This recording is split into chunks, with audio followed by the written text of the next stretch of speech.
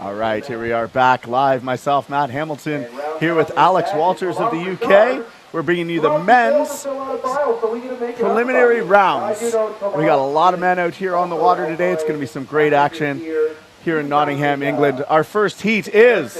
We've got Bartosz Second, Akira Nakamura, Eric Jackson, Mark Anton, and Thomas Richard. We have a number of countries being represented today. We have Poland, Japan, the United States, Canada, and France. That's right, Alex. Great heat here, stacked. We've got a lot of experience in this heat. Bartosz has been doing this for a number of years. He's got a great book out there on freestyle. You need to check that out when it comes out. He's working on it, should be out soon. Of course, Eric Jackson's in the heat as well. Doesn't really need much of an introduction. I believe he's 4-time world champion. I may be wrong. He'll correct me later, I'm sure. But he is definitely a legend in this sport, designing his own boats now with Apex Water Sports. We've got the Canadian Marc Antoine, all the way from Valleyfield, Quebec. I know the Valleyfield Club's going to be watching for him today. And of course, Thomas from France, and our Japanese paddler Akira will be on the water here soon. We can see Bartosz getting a big cheer from the crowd as he arrives here, getting ready to go. Yeah, so Bartosz, a very experienced competitor. He's been around the scene for quite a while. He's Vice-European champion in 2018 and placed 5th in the K1 Senior Men's at the World Championships in Argentina. And with that, he'll be dropping into the hole. Big entry McNasty. Get in the air on that, maybe even a huge bonus. The judges will be calling that right into, look like a lunar orbit, maybe into a cartwheel. As he sets up, going for the lunar again, right around, bringing it around to spins, cartwheel, splitting it up, trying for a tricky woo, not quite getting that last end of the tricky woo vertical. And there he is, going for McNasty, setting up nice and high on the foam pile, throws it around, going for McNasty in the other direction. Bartosz off to an amazing ride here to start off the men's preliminary rounds, trying for a phonics monkey there, for a loop. Holding his paddle up, maybe trying to get that clean bonus on the loop. Goes for a lunar orbit in the other direction. He's got beautiful ride for Bartosz. Incredible first run. I think he blew a kiss to the crowd there after that one. I think Bartosz will be pretty happy with that. Yeah. And the way this preliminary round works is each competitor has 2 runs and they get added together. So consistency is the name of the game if you want to get through.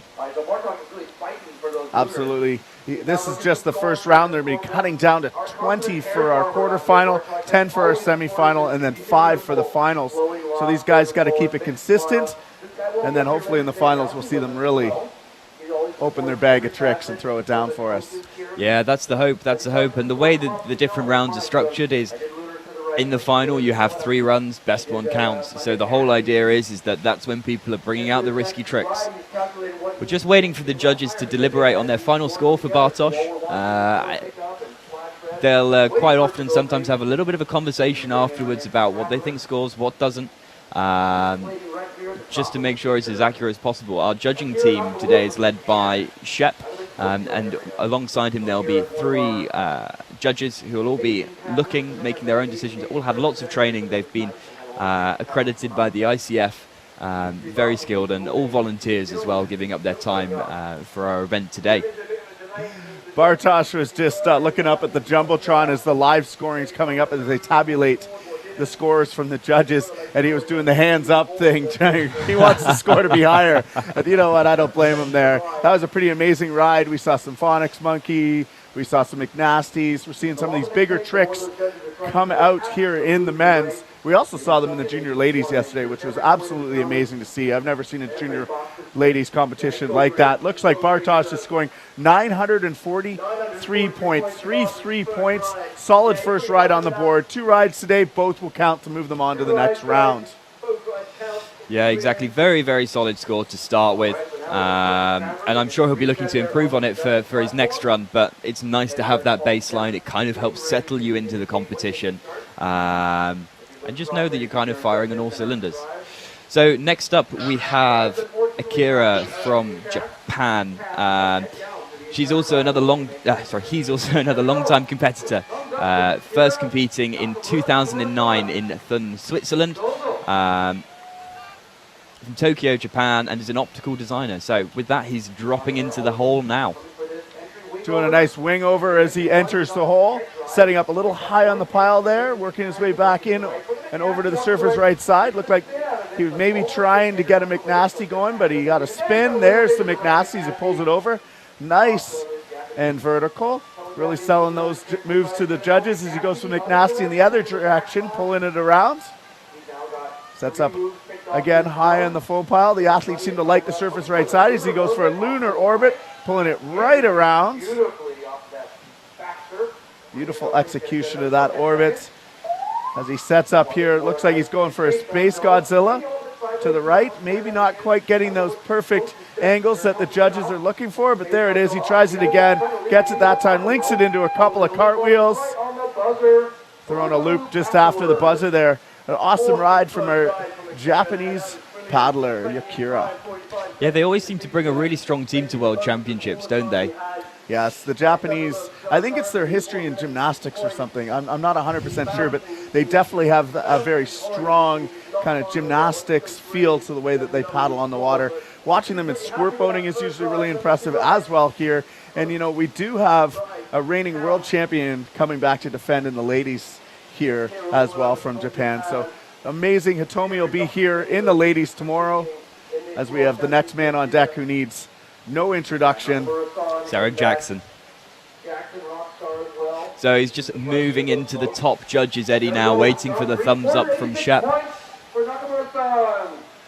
486 points for Nakamura from Japan on his first ride. He'll have a second ride to add to that in just a few minutes as we say Eric Jackson on deck.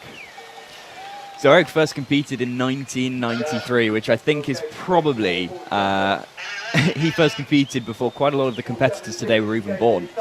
Well, unfortunately, I'll be dating myself, but I was at that 93 Worlds on the Yokoi as a spectator, not a competitor, as Eric Jackson does a little spin, comes in right into some cartwheels, into a phonics monkey. This man is a competitor. He has won the Worlds numerous times, sets up for a nice switch McNasty. He's backing it around, wants the McNasty in the other direction. There it is. Eric's a technician. All of his angles are perfect. You can see the boat's nice and vertical, perfectly upstream as he throws a big loop there. Definitely probably getting air bonus on that. Maybe a huge. He's going to go for the Space Godzilla to the right. He's going to go for the Space Godzilla to the left. Not quite getting much pop, and unfortunately getting a little bubble out. He's got 8 seconds left. Maybe time for one more move. Let's see what he has. 4 seconds, 3 seconds. Going for a lunar orbit just at the buzzer. Unfortunately flushing there. But a solid ride right off the bat for Eric Jackson. Yeah, really brilliant. You can just see the experience he has, how calm and settled he looks in this competition setting. One of his goals, particularly for this Worlds, is he said that he wants to beat Dane. So it's nice to see the father-son rivalry between the two. Absolutely, that rivalry has to be mentioned. You know, the Jackson family is an institution in freestyle paddling. Every single one of them who paddles is a world champion at some point in time. Dane, the reigning world champion, who will be defending here in Nottingham. Eric, multi-time, as well as Emily, and their son-in-law, Nick, is a world champion as well, representing Canada here later.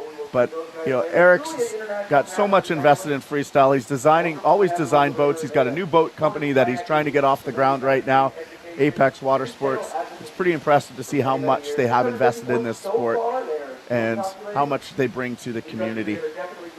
Yeah. So can you just tell us a little bit about like what you're looking for as a judge? Because I know you used to previously be one. I was, and absolutely, you're looking for obviously amplitude to score some of those huge and air bonuses, getting the boat right out of the water or the boat and the body right out of the water. The judges didn't really allude to exactly what they're going to use as that criteria to get those huge bonus, as well as a lot of these moves are kind of a loop base where they finish with what looks similar to a loop finish, and they need to be within 20 degrees upstream to score. If they're outside of that, if the bow of their boat lands outside of that, the move won't score. I saw a few athletes frustrated yesterday with some of their scores And it was probably because of that. They just weren't getting those angles to land those moves on the wave. Yeah, so, I mean, it looks like the judges were definitely looking at that a lot in Eric's ride. They had some deliberations, hence the delay, but I think they've now given him a score of 703 points, putting him into second position so far. Definitely a solid ride with 3 paddlers have a ride on the board. Next up, we've got our young Canadian, his first Worlds in the men's K1. He was a junior competitor. He's also competing here in the C1 category. He's from Valleyfield, Quebec, and just a great guy. Like most of our Canadian paddlers, they're always friendly, cheering on everybody. You got to see that Canadian cheering squad over there. We got the flags out. They're smiling at me there. Hopefully the production crew will pan over and get a shot of the Canadian cheering squad, because it's definitely thick. Lots of flags and maple leafs are flying. I think they always bring the most. That or the Irish. Occasionally the French get a little rowdy now and again as well, but we should have a spirit competition here at Worlds. I think Canada would definitely do well at that. Mark gives a fist pump to his Canadian crowd as he's about to drop into the feature here. Let's see what he has for us. It looks like he's going to go for the wing over right away. There it is. Getting a little high on the foam pile. He's going to work over to the right-hand side. That sweet spot the athletes like. He's going to go for a nice big loop. Clean, holding his paddle up in the air. Maybe even getting an air or huge bonus on that one. That was nice and big. He's going to go for the Space Godzilla. Ooh, twisting it a little bit off. He's going to hustle back up. Coach Caleb Grady cheering him on, giving him some pointers. Coach Caleb Grady giving him some. There is Marc-Antoine setting up high over here on the surfer's right side, going for a split wheel. He's trying to get things going again. He's got 8 seconds left on the clock. Let's see what else he's got for us. He's going to go for a Space Godzilla to the left. And trying to get that second one in just before the buzzer. Unfortunately for us, he's riled up. Big fist pump. Canadian team's going wild over on the shore. We've got moms and dads and parents cheering on. Great ride from Marc-Antoine. Yeah, lovely ride, lovely ride. So in his day job, I suppose you could say, he's currently a kayak instructor over in Canada, which sounds like a dream job, right? Yeah, he does a lot of work with the junior youth camps that they have in Valleyfield there. It's a great training center. We actually had our team trials there in Valleyfield, so it was his home spot for team trials for the selections here. And definitely showing he is an athlete. As I said, he's going to be in the C1 as well. Yeah, and it just kind of goes to show that, like, everybody here is representing their communities that they've come from and they've helped build themselves. I know most of the athletes here will be involved in some community groups and trying to get people involved in the sport, and that's a big part of what this world is about, is inspiring the next generation of kayakers. So we have lots of schools coming to the event over the course of the week. They'll be trying kayaking for the first time up in the Winfield pool. We've just got a score come in for Mark. He's got 210 points, which will be a starting point. I'm sure he'll be looking to improve on it for the next run. But that's why we have 2 runs. You've got a chance to kind of redeem yourself and get some more points on the board. That's right, Alex. Mark's going to look to improve upon that, as right now we have Thomas Richard from France coming in. Love these Gigi Prod boats. Beautiful graphics with a big wing over, getting it nice and vertical, going right into a McNasty. Pulling it around, moving across the foam pile, setting up, going for the McNasty in the other direction. Not quite getting the angles on that. We'll see what the judges have to say as he goes for a Space Godzilla to the left.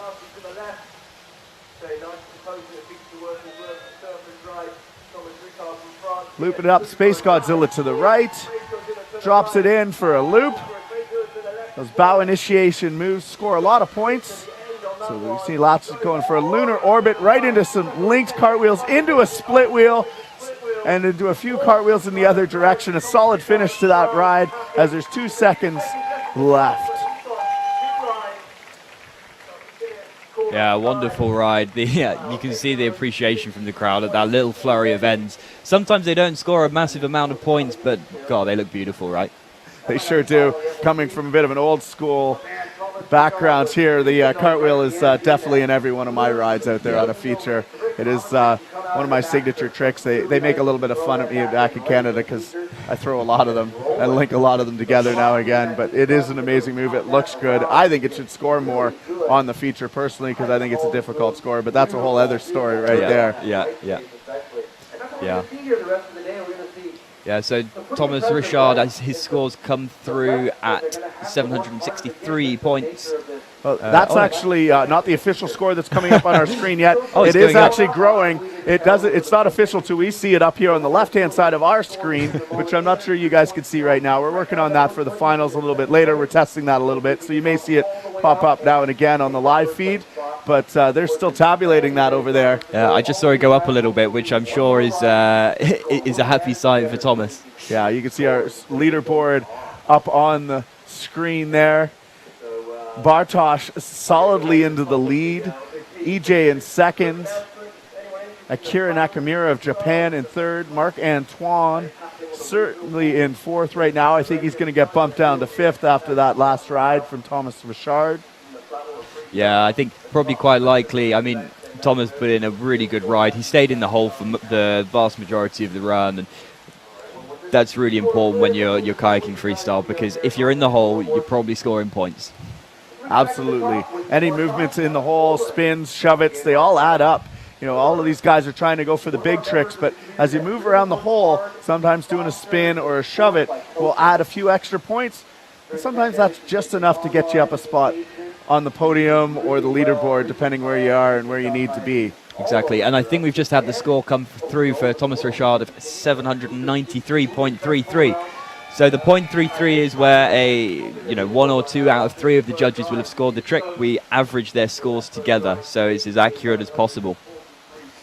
All right, that brings us to the top of our order with Bartosz on deck. I can see that big smile. The man all the way from Poland. Bartosz Zaderna is up next. He is one of the nicest guys. He was working here at the development camp, helping get the juniors going this week, as well as he's got a book coming out soon. As we see him setting up, lining up for the hole, you can see he's eyeing his spot for that entry McNasty, getting it nice and vertical, pulling it over straight upstream into a lunar loop, trying to get some of those link bonuses, connecting them together as he goes for a lunar orbit in the other direction, linked into some cartwheel. Oh, unfortunately, catching a bit of a flush. He's got lots of points on the board and a ton of time left. I'm sure he's got more for us as the crowd's cheering him on to get him up to the top of the eddy. He's back on the feature and set up. Let's see what he's got for us. Going for a lunar into a cartwheel, trying to get some of those link bonuses again. Setting up, he wants to go for a McNasty. There it is. Sets up, going, he wants the McNasty in the other direction, pulling it around perfectly, really getting his angles up, going for a loop right at the buzzer, but unfortunately flushing. You can see he's looking up at his score. He's not 100% happy with that one. You can tell in his face that he wanted more. And you know what? I know he has more, so hopefully we'll see him in the next round. Yeah, I agree. That's a big part of what this first preliminary round is about. It's about finding which athletes are consistent, which can always perform under pressure. But, Bartosz has proven that. He's had 2 good runs so far where he's been in the hole, constantly scoring tricks, and that's really, really good to see. We'll see when the other competitors kind of when we have the rest of the heats, kind of how he sits with everybody else. But I think we've just had his score come through for that run of 710 points. So combined, we're looking at 1,653 points for Bartosz. That is a solid ride. It's a solid place. We were talking about starting a betting pool and what it was going to take and what the cutoff was to move down to the quarterfinals or top 20. And, I would say it's probably somewhere similar to that, but you never know. We'll have to see. We've got a lot more competitors to go here in this men's class. And you're right. We'll have to see. Because I don't know. I forget how many heats we've got here. I got them in front of me. But we'll have a look and see where we think people are going to end up as we move on here. But we've got some amazing action already happening in the water as our next paddler, Akira Nakamura from Japan, drops in, going for a wing over. Staying in the feature as he moves over to that favored surfer's right side of the feature, right around into a McNasty.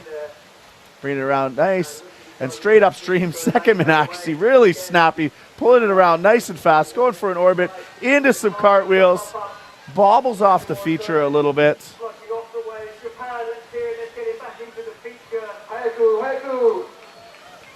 As he makes his way back up to the feature here, Twin Waves in Nottingham, Pierpoint, Holmes Pierpoint Park. And unfortunately, Flushy again, he's got 5 seconds left. I don't think that's going to be enough for him to get up to the top. That'll be it for our Japanese Akira Nakamura. Yeah, I mean, he's come a long, long way for this competition, and it's wonderful to see so many people out here supporting him, including the Japanese national team here. It's wonderful to see, and I think with that, it's important just to mention all of the wonderful volunteers that have made this event possible. You'll be able to see them around the site in the orange jackets. They're all volunteering their time for free to help with this event. And there's also the host organising committee led by Jacko Jackson and event technical director Josh Wedgwood, who have been working tirelessly to put this on for all the athletes, and I think they've done an absolutely fantastic job. I've never seen Home Pierpont look like this. But I also got to mention one other person on that organising committee, and that's Gemma Wiggs. Whenever we need something done, Gemma is the person to make sure it happens for us. We got EJ waving at the announcers saying hi to everybody, giving a big smile to the crowd.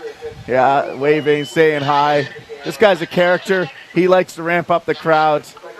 And he's also really doesn't need much of an introduction. 4-time world champion, Eric Jackson, dropping into the feature here. Twin Waves. Oh, maybe he doesn't have the thumbs up. Taking a second. Said something to the judges there.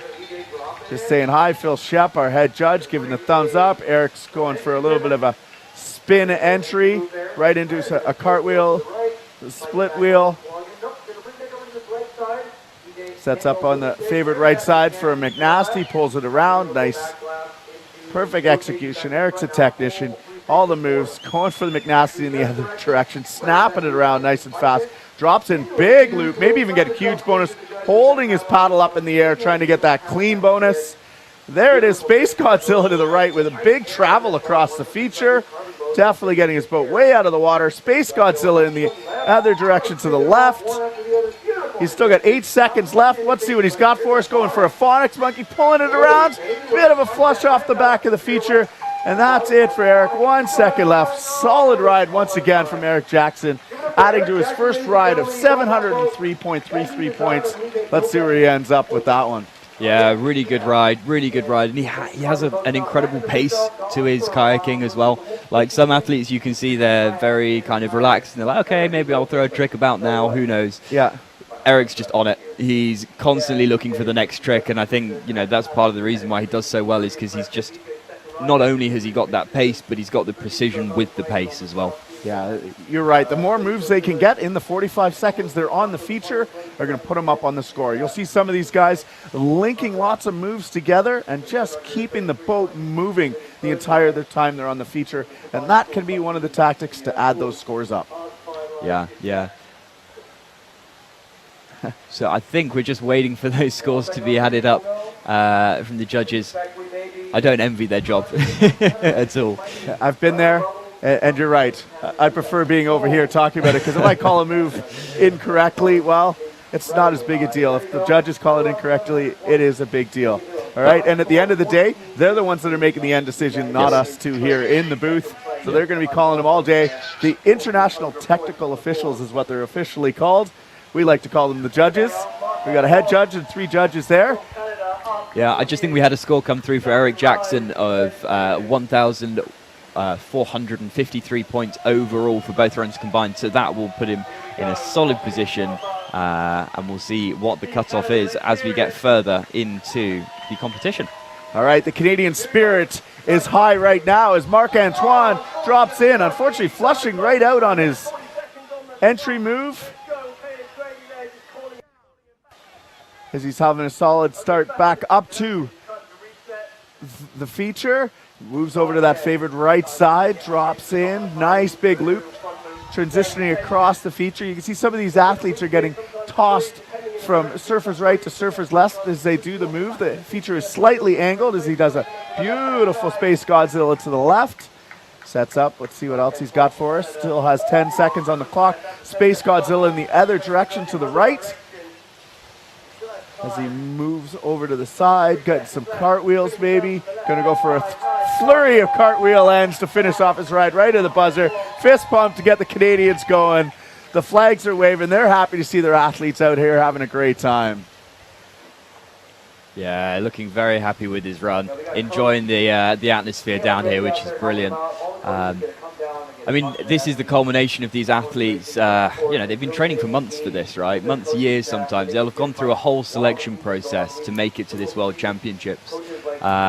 Some of them being selected up to like 9 months in advance in their home countries. And then each country, depending on the category, will kind of bring between 5 and 3 athletes for each category, for sure. Yeah. Yeah, that's right. Men's has 5. Ladies has 5. Our juniors have 3. Our C1s have 3. Our squirt has 3. And OC1 has 3 as well, is the max size team. Except for if you have reigning world champions. That adds another spot to your team. So here, the American team has a huge men's team because they have Mason, who's the reigning junior world champion, who is able to come back and defend that. He's in the men's category this year because he's moved up in age. And then also Dane Jackson, as our reigning world champion in the men's, is here as well. So I believe they have 7 men in total for the U.S. team, so a massive team there.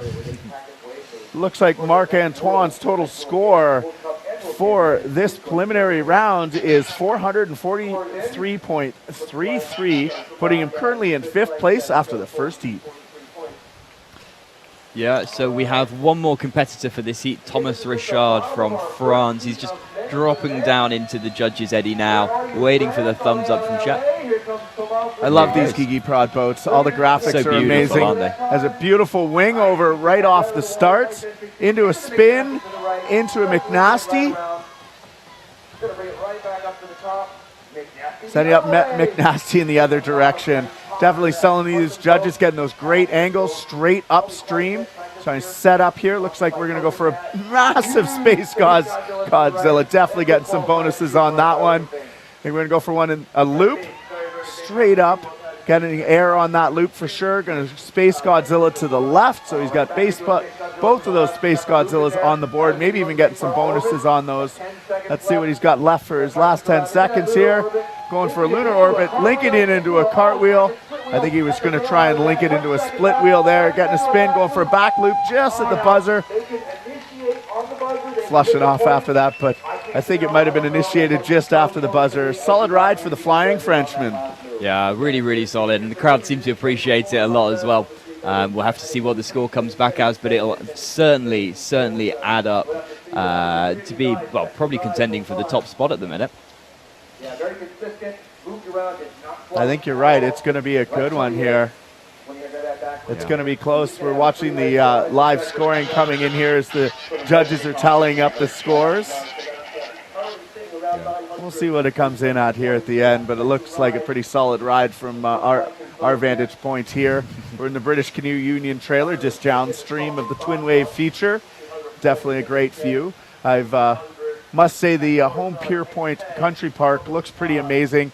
The grandstand is full. There's got to be a few hundred people watching here right now. I know they were going to get the burger truck in for today, try and sell some lunch to people and stuff. So things are ramping up here. We've got ice cream shops. There's a cafe where you can get a beer or a coffee upstream right here on site. It's a pretty amazing spot to host the Worlds. Yeah, and then with that, we've just had a finalized score for Thomas Richard of 936 points. Really solid, and that will be pushing him up into first slot. There we go, 1,730 points, moving him currently into the lead. But we've got a lot more paddlers coming. We get the action going on all day here today in Nottingham, England. Yeah, it's also worth mentioning that it's not just this elite competition which is happening over the week here at the 2022 World Freestyle Kayak Championships.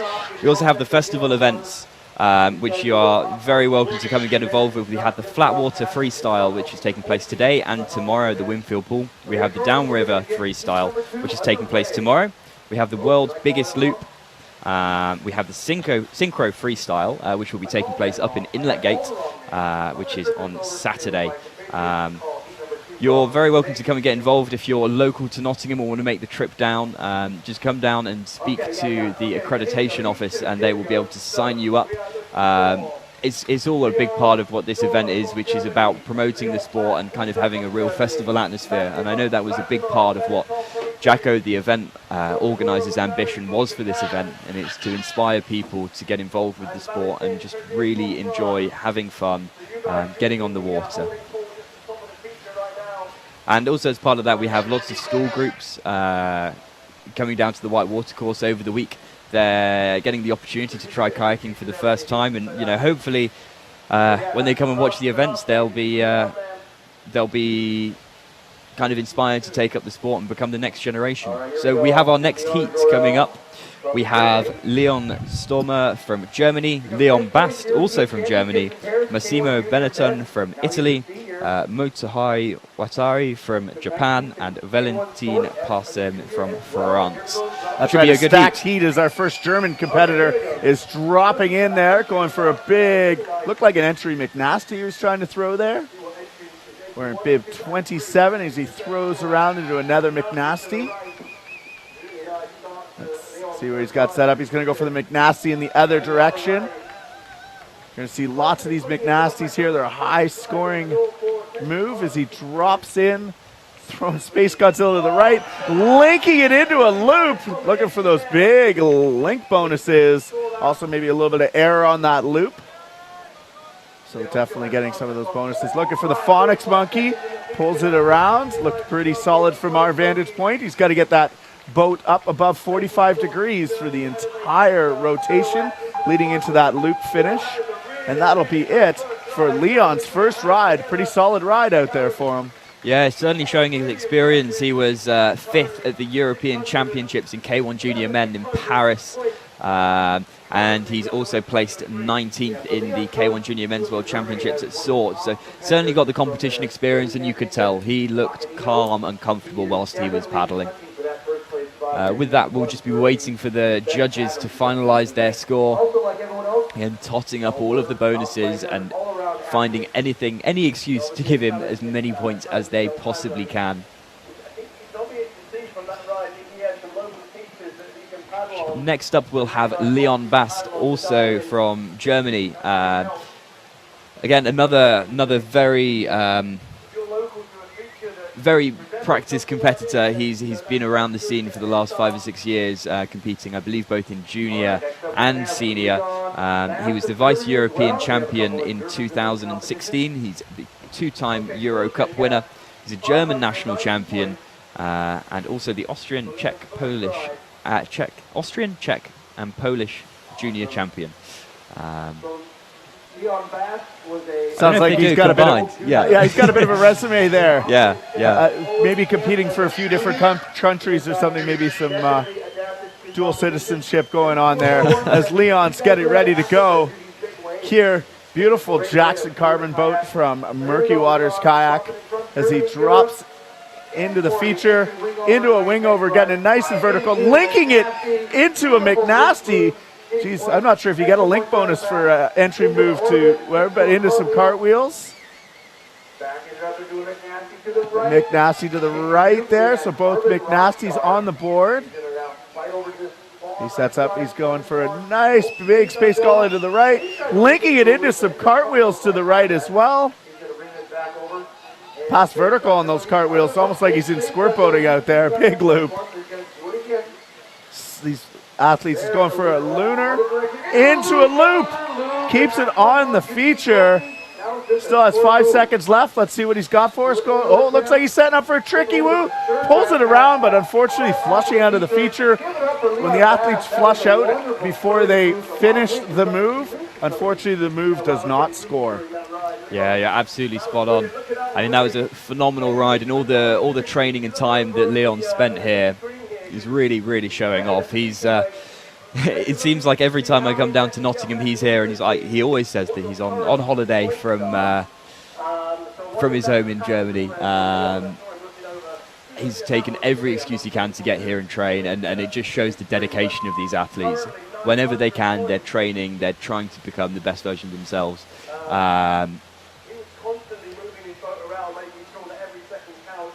just waiting again for the judges to tot up some scores. I'm sure there'll be some discussions in the tent about where they can give points and maybe where they can't, but they'll always be looking to give as many as they possibly can, so we have the highest scores. So just to explain roughly how this competition works, we have, for the preliminary rounds, each competitor gets 2 rides and they are added together, and that's to kind of encourage the consistent performances for the later rounds. All right, Alex, we've got our next competitor on deck. He looks like he's ready to get going here. Massimo Benetton of Italy. We have a strong Italian team. I've had breakfast with them a few times here at the National Water Sports Center. They've got a dorm room hotel over there, and all our meals are there. It's a pretty cool little hub of people around. He's got a big smile on his face. He looks like he's ready to go. Massimo. He's got the thumbs up from Paul Shepard, our head judge. There it is. He's the biggest thumb in freestyle right there. Okay, here we go. Massimo's first ride. All right, Massimo setting up, throwing a beautiful wing over. He went right over to the surfer's right side of the hole here to throw that. Most of the athletes are more in the middle of the hole, but he definitely got it over fast and fierce as he's spinning around, trying to move back over to the right-hand side of the feature, going for a McNasty, pulling it around as he's trying to get set up again here in the feature. Getting a nice loop right in the middle as he moving around, going for a split wheel. 10-second buzzer. Looks like he might be able to paddle up the back of that feature. Haven't seen many guys do that yet. Definitely showing some strength there. Going for a Space Godzilla to the left, and that'll be it for Massimo's first ride. Yeah, really, really strong. Looked very calm whilst he was paddling in the hole, and that's a big part of competing, is actually how Massimo's score just came up on the board, 183.33 points. Awesome. Yeah, but as I was saying, kind of, you know, you can tell the people who feel really comfortable, and for sure Massimo was there kind of showing his stuff, and you could tell that he wasn't letting the competition fluster him, which is really, really good to see. Next up, we've got a Japanese paddler, Motohira Riding. All right, Moto's been paddling with us for a while. I've seen him at a few world championships before. He sets up, he's paddling that new Jackson 5, the Rockstar 5, or the Rockstar V as some people are calling it. Yeah, you can see a couple of the his fellow Japanese competitors are on the side cheering him on, just as he's going to drop into the hole. Yeah, they're flying that Japanese flag as Moto drops in. Oh, going for a wing over, not quite getting. He's still retaining in the feature, which is what you want to do no matter what. He's over in that surfer's right side. Getting a spin on the board, trying for that McNasty. There it is, pulling it around. His angle wasn't perfect. We'll have to see what the judges say on that one. Unfortunately, bubbling out of the feature as he moves back up to the top. Twin Waves feature was built just for this event. It's not always here. We got a local crowd of freestyle paddlers that help set this up, make it what it is. As Moto drops in with a beautiful loop. Maybe getting a little bit of air on that loop as he throws up. Go for a Space Godzilla to the right. Right at the buzzer, flushing out. Yeah, good performance there. He was spending a lot of time in the feature, which is the important bit. If you're in the feature, you're probably scoring points. And it's really, really good to see. Really, really good to see.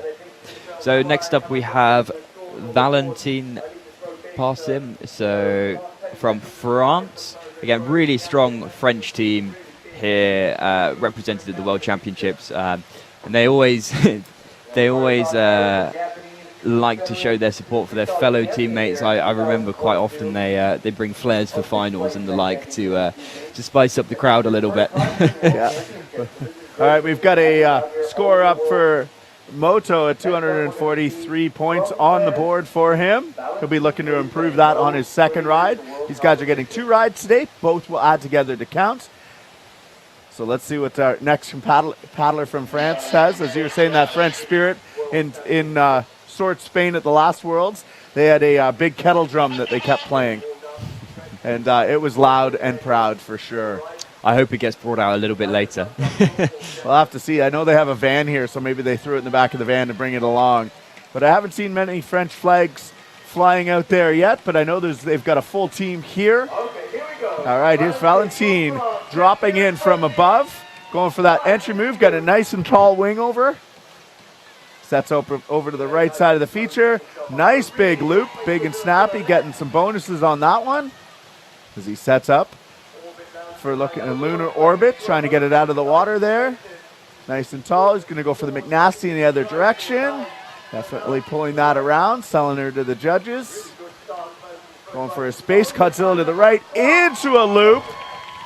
Getting those linked bonuses, that space loop. When they link 2 moves together, there's a bonus for both of the moves as he gets a nice big tall McNasty going for a Phonics monkey. Definitely putting together a solid ride here. Awesome. That's the buzzer for Valentin. Definitely getting some big amplitude and really technically perfect moves on that ride.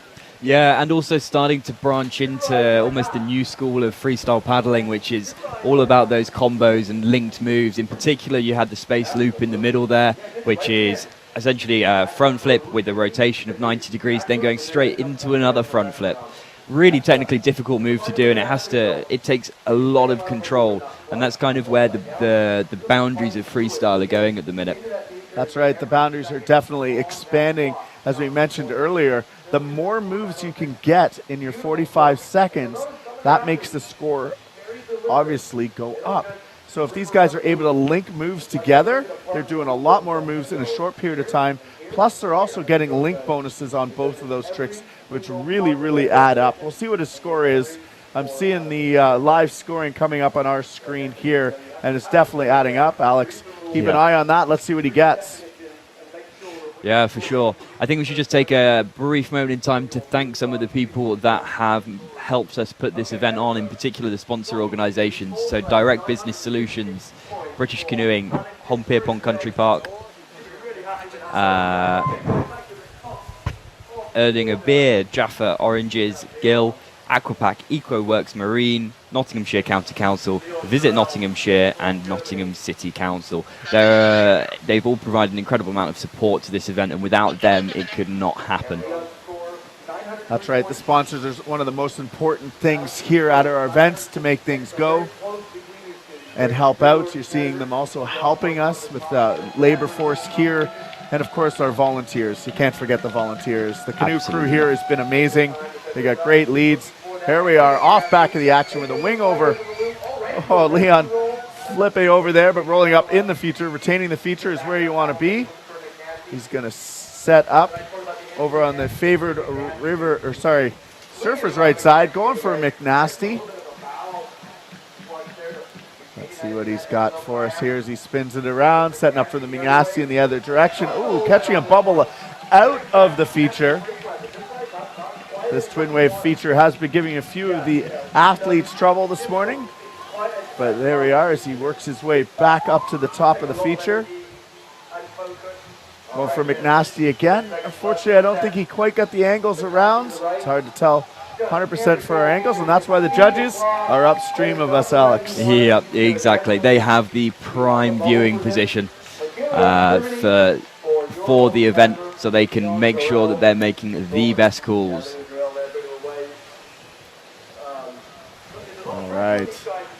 103 points on that ride for Leon, gave him a total of 693.33 on the board. We'll see if that's enough to move him on to the next round. Exactly. And next up, we'll have his teammate Leon Bass dropping down in that lovely Rockstar 4.0 in carbon fiber.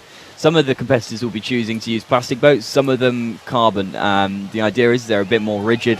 You lose a little bit less power when you're throwing your tricks, but I think he's just going to be dropping into the hole now. All right, here's Leon Bass dropping in. He had a great entry move on the last one, and there it is again. That wing over, linking it right into a McNasty. He's the only one I've seen so far link their entry move. Fonix Monkey getting a back serve, setting up for a McNasty, pulling it right around. Oh, catching a bit of a bubble there. Working his way back into the feature. He's going to get over here to the surfer's right side. Big loop, selling it. I think it might have been clean. He didn't really hold his paddle up, but I didn't see a blade touch the water as he's going for a lunar loop. And unfortunately bubbling out on that move. He's got 10 seconds left. He's got to he'd like to get some more points on the board. I don't think he's got enough time to make it up to the top, and that'll be it for Leon Bast. Solid start to that ride. He wants to get one for the crowd in there.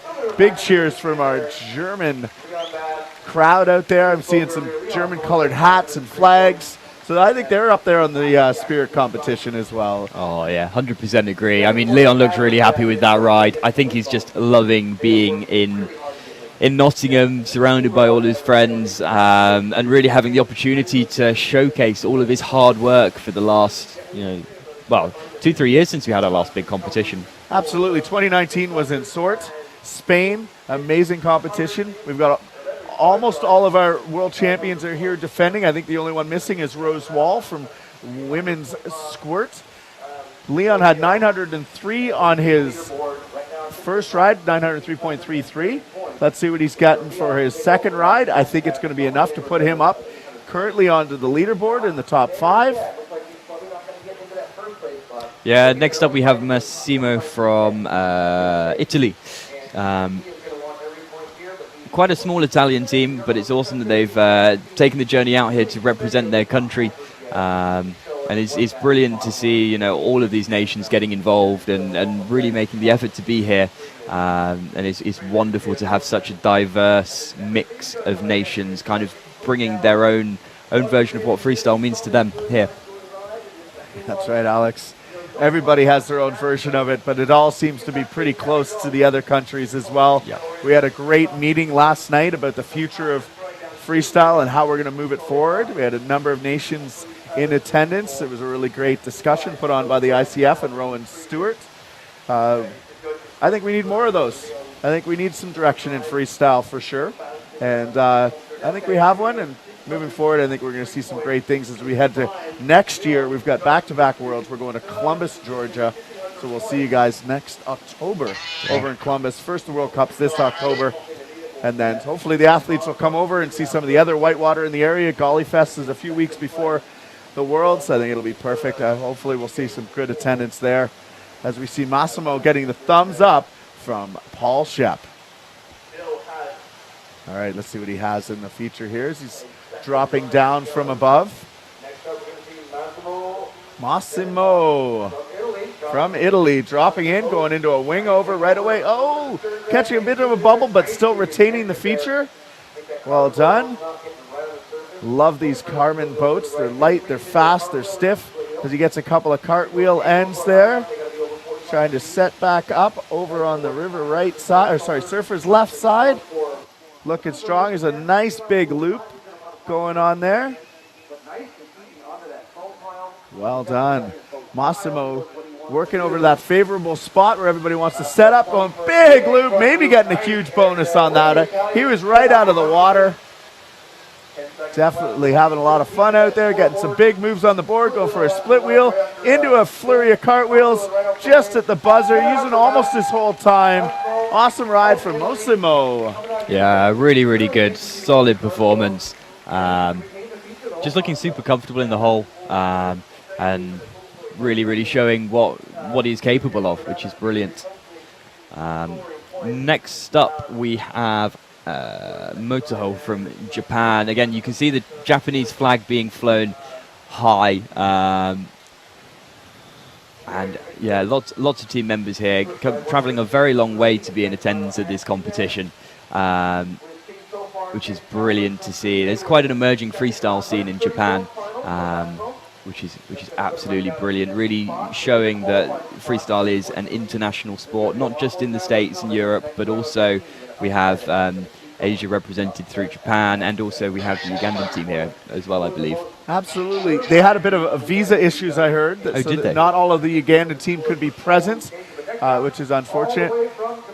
So, yeah, we've got our Japanese paddler here. I was just looking around the crowds, and I can't believe how many world champions are in the crowd.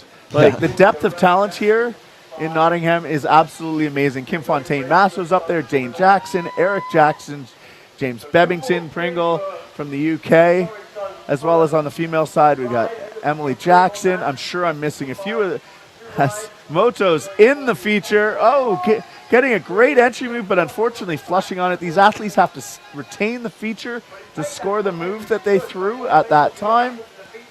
As he's back into the feature quickly. Lots of time still on the board, 30 seconds. As he goes for a nice big nasty to the right. Let's see what else he's got for us. Sets up over here on that river right side, or surfer's right side. Nice loop. He's going to drop his nose again, go for a Space Godzilla to the right. And sets up. He looks like he's looking maybe for a McNasty. Trying to get his stern around, pulls it up, throws it over. There it is, right at the buzzer, getting a McNasty. He's going to try one more thing. Looks like he was going to go for an orbit right there. And Motoko Watari, second ride on the board.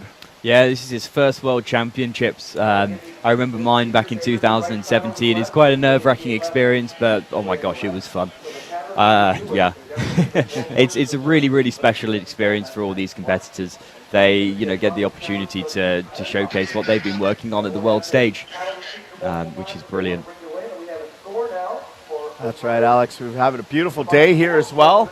We mentioned a couple times yesterday we had some traditional British weather. Today we've got a mix of sun and clouds, about 20 degrees Celsius here. For those who are looking for Imperial, that's about 70 degrees, so it's quite pleasant here. We've got a bit of a breeze, and the sun's out. The crowd is definitely growing here. Men's category, our biggest category. All right, here we are with Valentin from France on the wave as he drops in, throwing a nice big front loop, trying to maybe get some bonuses on that, going a nice orbit. Unfortunately, not quite pulling the bow under on that. He's going to try it again. There it is. Nice and deep in the feature, linking it right around into it. Looked like a McNasty. All right, sets up, going for a Space Godzilla to the right, and he goes for the Space Loop combo. Flipping over, I think he retained the feature there, but it's hard to say what the judges will say about that one. He did finish it before he left the feature, but the judges have a different angle, and they're the ones making the calls on that. But a great ride from Valentin from France. Yeah, excellent, excellent ride. Great amplitude. He definitely got a few of those moves really high up in the air. You can see lots of cheers from the French crowd, which is brilliant to see.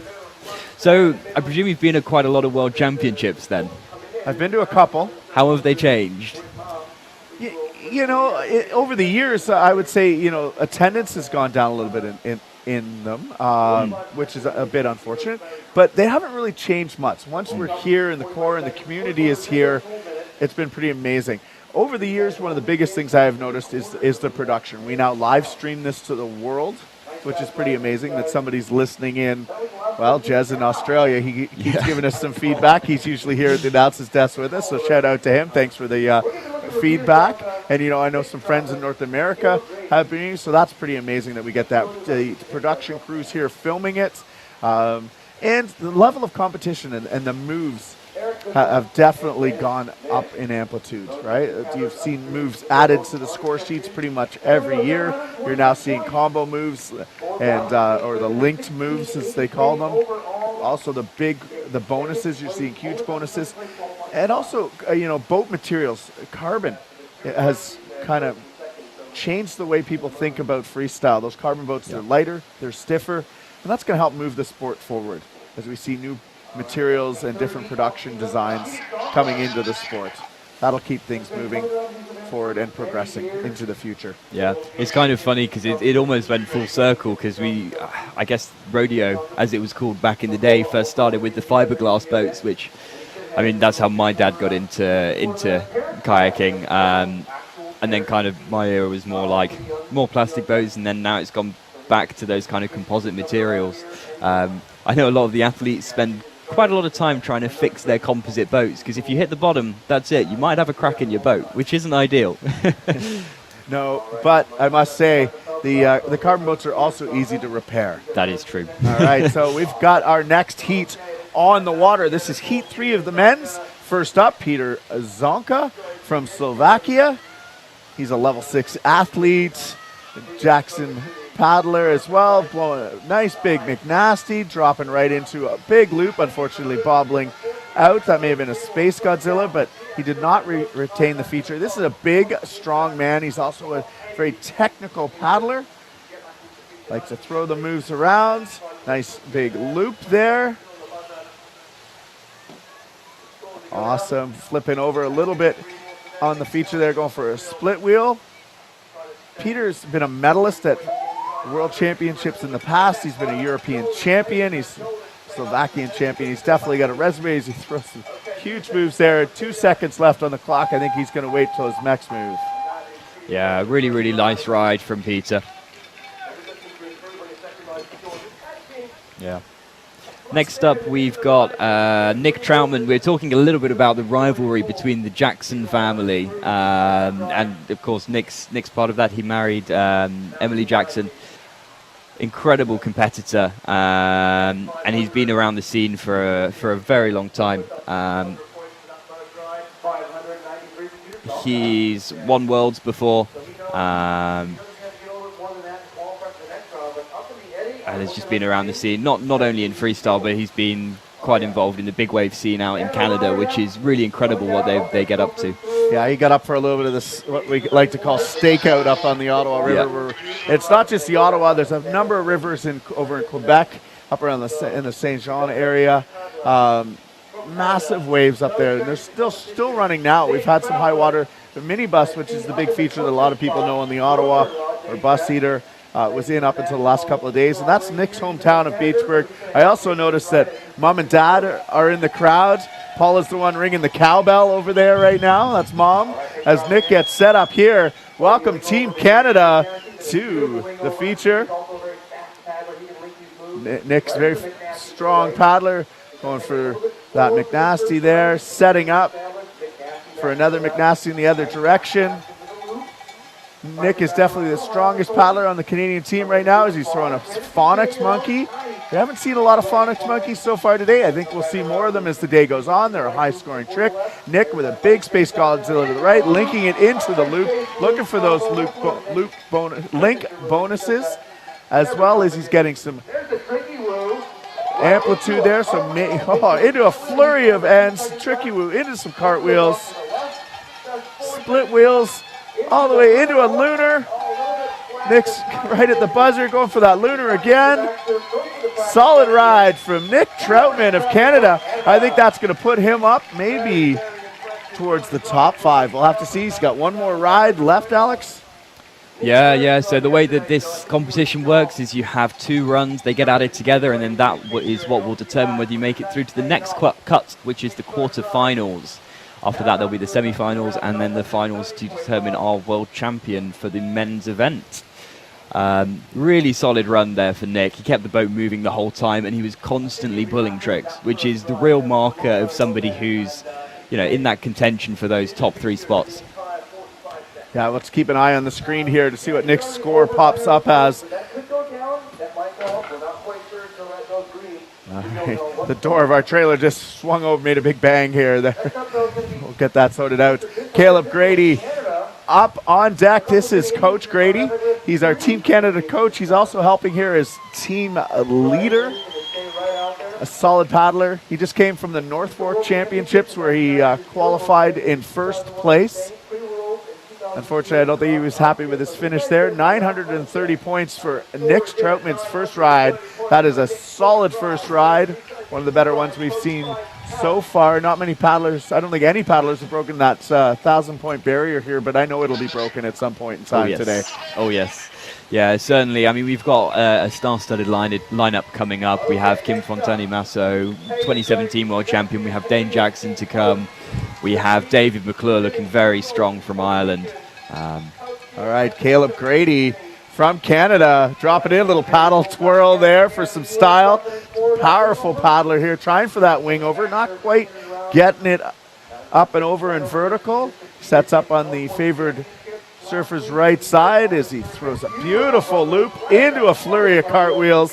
The Ottawa paddlers are famous for their cartwheeler wheels, linking it to a split wheel and cartwheels in the other way. Looking for those link bonuses, going for a loop, maybe a Space Godzilla to the left. As he sets up, he's going to go for that Space Godzilla to the right in the other direction. Going for a McNasty, pulling it around, maybe a little bit off angle. He's going to go for the McNasty the other way. Fortunately, bubbles out. He's got 6 seconds left. Throws the bullhorns to the crowd and calls it a ride. Yeah, you can see all of the Canadian flags out here. Definitely showing their support for both Nick and Caleb. Both teammates competing in this heat. So next up we have Eric Bizzle from also Canada. So it's a bit of a Canadian heat, this one, which is brilliant to see. So yeah, this guy calls him Supercharged Kayaker on Instagram. I haven't hung out with Eric much. I met him at a team trials a few years ago over on our west coast of Canada. And so yeah, he brings the action. He's a firefighter in the real world in the city of Calgary. That's where he's from. Seems like a super nice guy. We've been hanging out a little bit when I got a chance, when they let me out of the box here. And seems like a great guy. He's definitely a powerful paddler out on the feature. He's got some great moves. It's his first world, so he's debuting here, and I'm hoping we're going to see him in future worlds. Yeah, for sure. So he's also the Alberta provincial champion. I didn't know that you have provincial championships in... We do in some provinces. Some provinces are more organized than others, but that's a whole other story. Keeping it going there. But yes, Alberta has an amazing whitewater association. Big shout out to them. Alberta Whitewater is always organized, putting on some amazing events out there, and they're really growing the sport. They have a huge slalom contingent out there. It's great to see.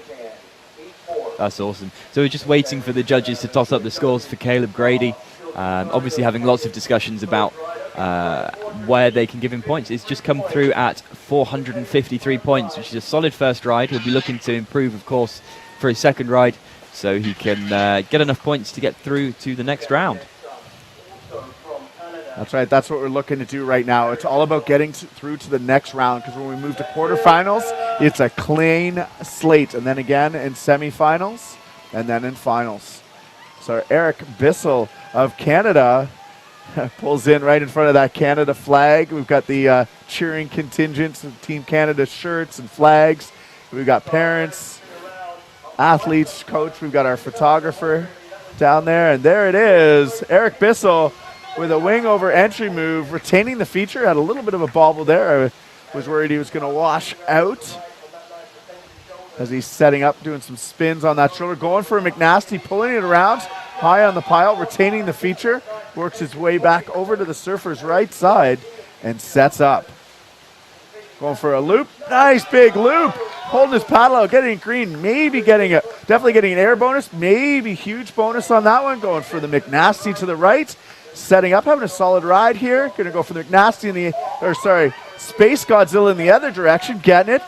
Eric's got lots of points so far on the board. He's going to go for a Phonics Monkey. Pulls it around. Not quite getting the end vertical on the last one. Going to do some cartwheels right at the buzzer. Solid ride for Eric Bissell. Woo! Doing brilliantly. Little thumbs up to all of his teammates and supporters on the bank.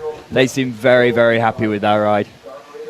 So we're seeing his score come up here on the board. As I said, maybe some of his rotations didn't come right around, and that might be showing here as he gets 180 points for his first ride. Yeah, so that's a big differentiator between those who have been on the scene for a long time. Is they know exactly what to look for when they're landing tricks. So again, the judges have very, very tight standards that these tricks need to be landed to. They need to be within 20 degrees of upstream. For those tricks like cartwheels where you're, putting the boat on end, they have to be at a certain angle. If not, they're not going to score. So that's a big, big differentiator between those more experienced competitors and sometimes those who are here for the first time. Next up, we've got Bennett Smith. I know he's been working closely with Jacko, who's the event director. Jacko is Bennett's coach. They've been working together now for 2 or 3 years. And you can actually see Jacko with his little Union Jack cap on the side, watching over him, and we'll see how he does. All right, I know this guy's a solid, fast paddler, throwing it down. Big amplitude on that entry, McNasty. Maybe getting a huge bonus on that. Getting a little roll in the hole. Going to set up, going to go for a McNasty in the other direction. The Americans have a very strong technical team here, and Bennett is definitely one of them as he gets a McNasty in the other direction. Pulling it around on a phonics monkey. See what the judges say. They need to be 45 degrees on that 360 rotation into the loop direction. Getting the phonics monkey going in the other direction. Going for a lunar orbit. Backing it up right on the bubble there. Still in the feature. Super strong paddler. 3 seconds left. He's got time for one move. Let's see what it's going to be. Not quite getting it initiated as he throws a nice loop right at the finish. Yeah, action-packed ride there. Constantly tricks going, which is really, really good to see. He has an incredible kind of power as he's going through his tricks. So you can tell sometimes a little bit of the difference between what sort of training some of the athletes do, and you can tell that Bennett's really, really physical, and you can tell that he's really worked on his fitness to make sure that he can just pull those moves around with an incredible snap and power. Yeah, definitely looked to be one of the more powerful paddlers in the feature there. On deck, we're moving back to the top of our order with Peter Zonka, the Slovakian paddler. He's been at this for a long time. I know he's a world silver medalist. I paddled with him in 2006 on the World Cups in the United States before the 07 Worlds up on the Ottawa. As I can see Peter making his way down from up above here. All the athletes are starting in a pool just up above the judges' stands. And they come down and get to choose whether they're going to enter from above or below, but they come down through the feature, get set up, and then drop in. Looks like Peter's going to set up for an entry move as he comes down to the feature, drops in, going for that wing over, not getting it quite vertical, but there it is, going right away for, looks like McNasty to the right, going to set up, going for a nice big loop in that super's right, into a lunar orbit, backing it up. It looks like he might almost stayed in the feature there. Lost a little bit of time fighting to stay in. As Peter makes his way to the top. Dropping back into twin wave. As he sets up, looking for a lunar orbit. Brings it around. Look, good execution there. As he gets set up on the right side. Oh, catching a little bit of a bobble and flipping over. He's going to throw looking for a McNasty. Yeah. Solid ride. Pete's showing his composure all the way through that ride. You can tell that he's been on the scene for a long, long time, and he knows how to get himself in the right headspace to compete. I'm not sure if you noticed, but he gave himself a little splash of water before he went down. All the athletes have their own little rituals that just get them in the right headspace. I know for myself, I would always rock up to competitions really, really late, pretty much as late as I possibly could. And that just helped me kind of, be in the best possible state I could be to compete. And they've all got their own ways to do it. And it's one of the brilliant things about competing at a world championships like this. You learn how you work, and you can bring that into other areas of your life as well, not just kayaking. Absolutely. All right, we got our athletes warming up at the top as we wait for Peter's score to come in. 290 points on the board for Peter. Our top 5 still up on the board there. Nobody seems to be cracking into those, but I think there's a few guys that are about to go that have a chance to do that. Nick Troutman, the next guy, a former world champion, he really doesn't need any introduction, but he is Captain Canada, the strongest paddler here from the Canadian team. Let's see what Nick has for us. He drops in. Beautiful wing over, getting the boat nice and vertical. Sets up right into a McNasty. He's going to go for the McNasty in the other direction. Getting both of those on the board. Moving over to the right side here, going for a Phonics Monkey. Pulling it right around. Nick starting off with a solid ride here as he drops in. Big loop or Space Godzilla. I think that might have been a Space Godzilla as he pulled around with a little bit of rotation in the middle. Going for a loop there. Nick's setting up. I think we're going to see him go for a tricky woo. Going for a tricky woo in the other direction, linking it into a cartwheel end.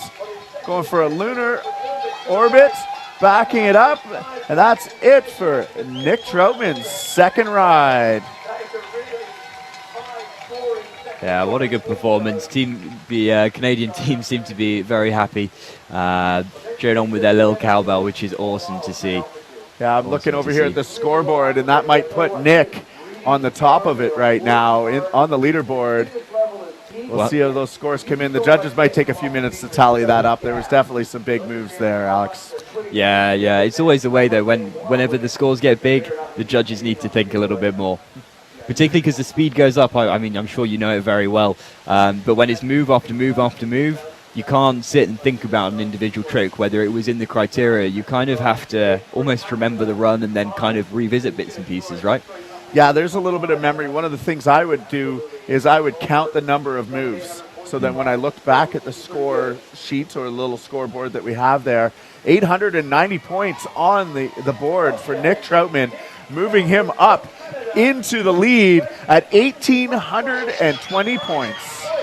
I'm not sure that lead's going to stick, but it should be a pretty solid into the next round, and that's all you want to do right now.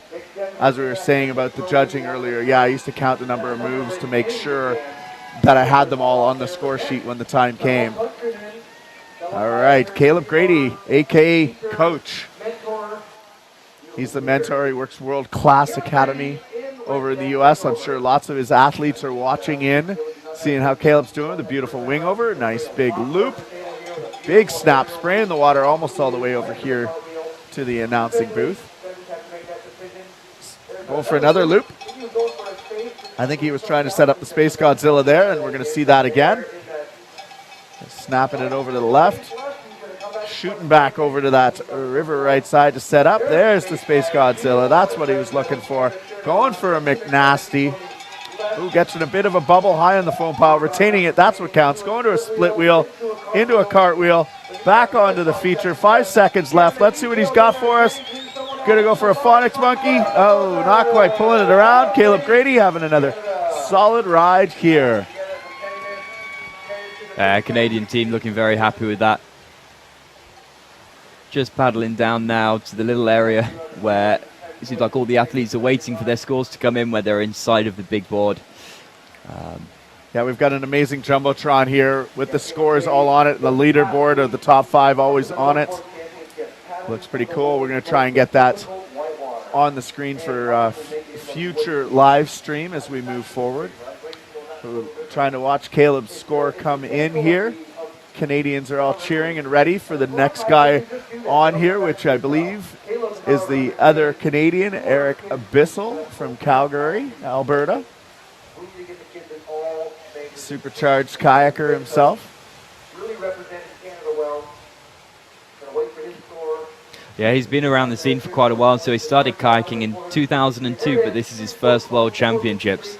So experienced boater, but not necessarily as an experienced competitor. So I'm sure he'll be loving this new experience. And Caleb Grady had 343 points on his second ride, moving up to 793.33 points. Eric Bissell on deck with 180 points. He wants to add to that.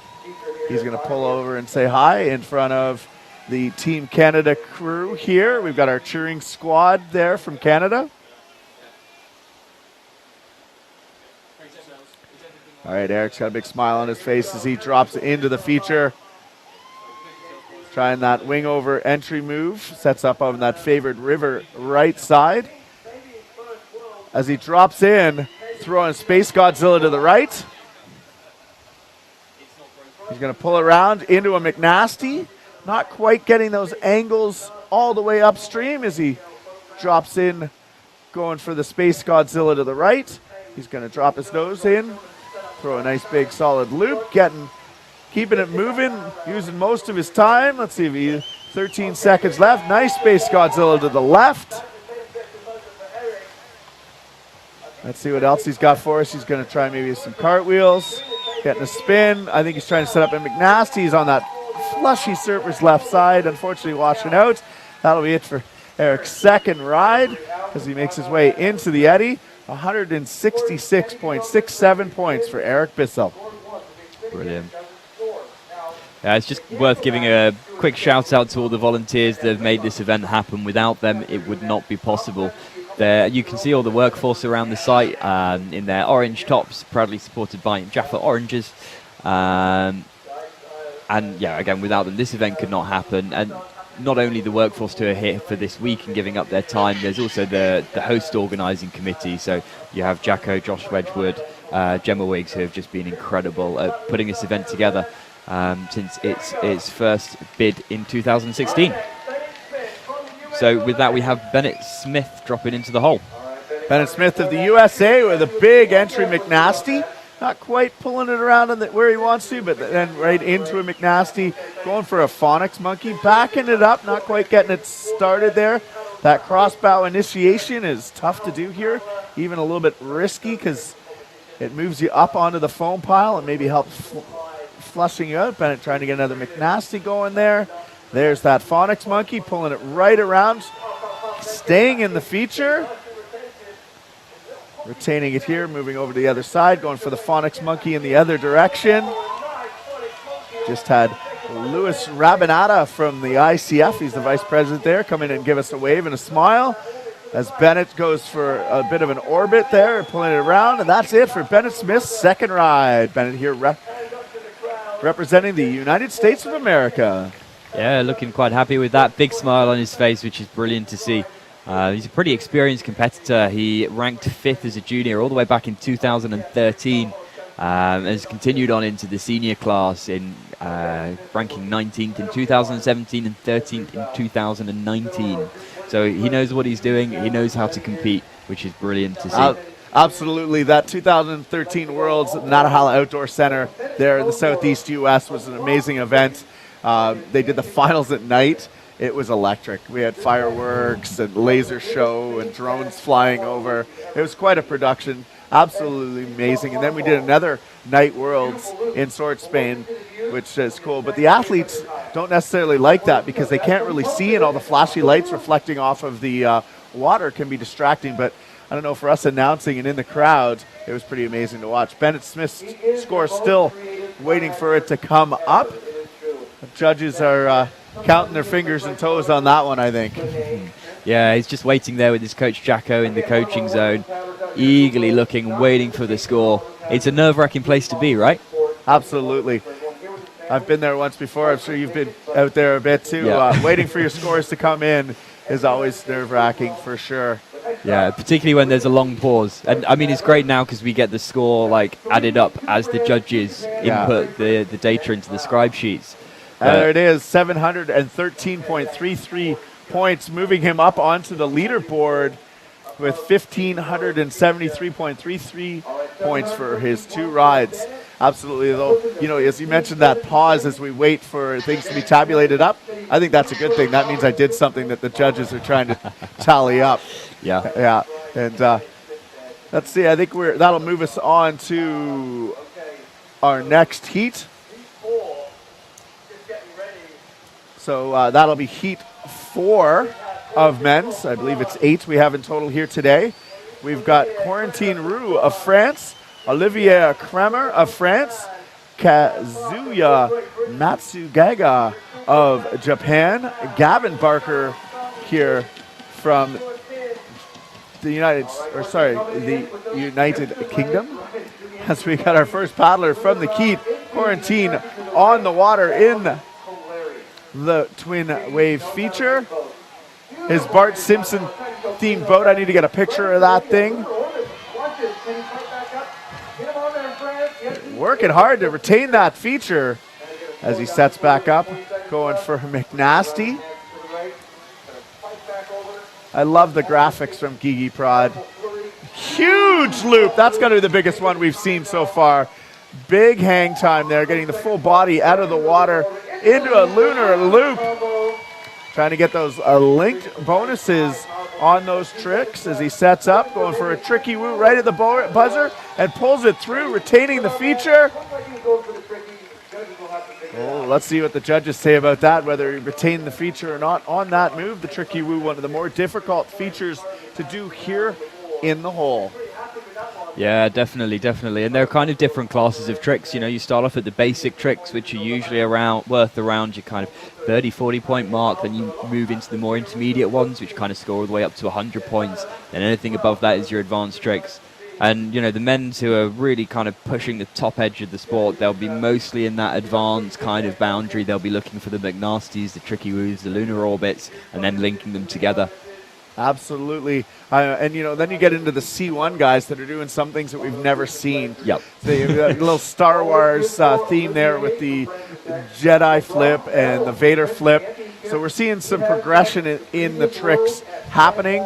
And I think it's pretty amazing to see what's going to happen. You know, and then you're seeing some of the juniors doing these tricks and the junior ladies. So this is trickling down to those people that are getting into the sport. And seeing them attain that is pretty amazing. Yeah, 100%. Next up, we have Oliver Kremer from France. So he had a bronze medal in the French Championships. Has also competed in San Juan and Sort. So experienced competitor, and I'm sure this will feel very comfortable to him. That's right. I see that Kokatat label on the front of his boat. I love the solid black carbon look as well. It's very clean as he gets a nice McNasty. Unfortunately, getting the bubble off the back of the feature. I thought he was almost going to paddle back in there for a second. Looks like a very strong paddler as he drops back in. Oliver was at the Moving Freestyle Forward meeting last night put on by the ICF. As he drops in with a nice loop, working right into a lunar orbit. To the height. Most of these tricks you can do in both directions. The loop obviously is just in one direction. As you see a Space Godzilla to the right.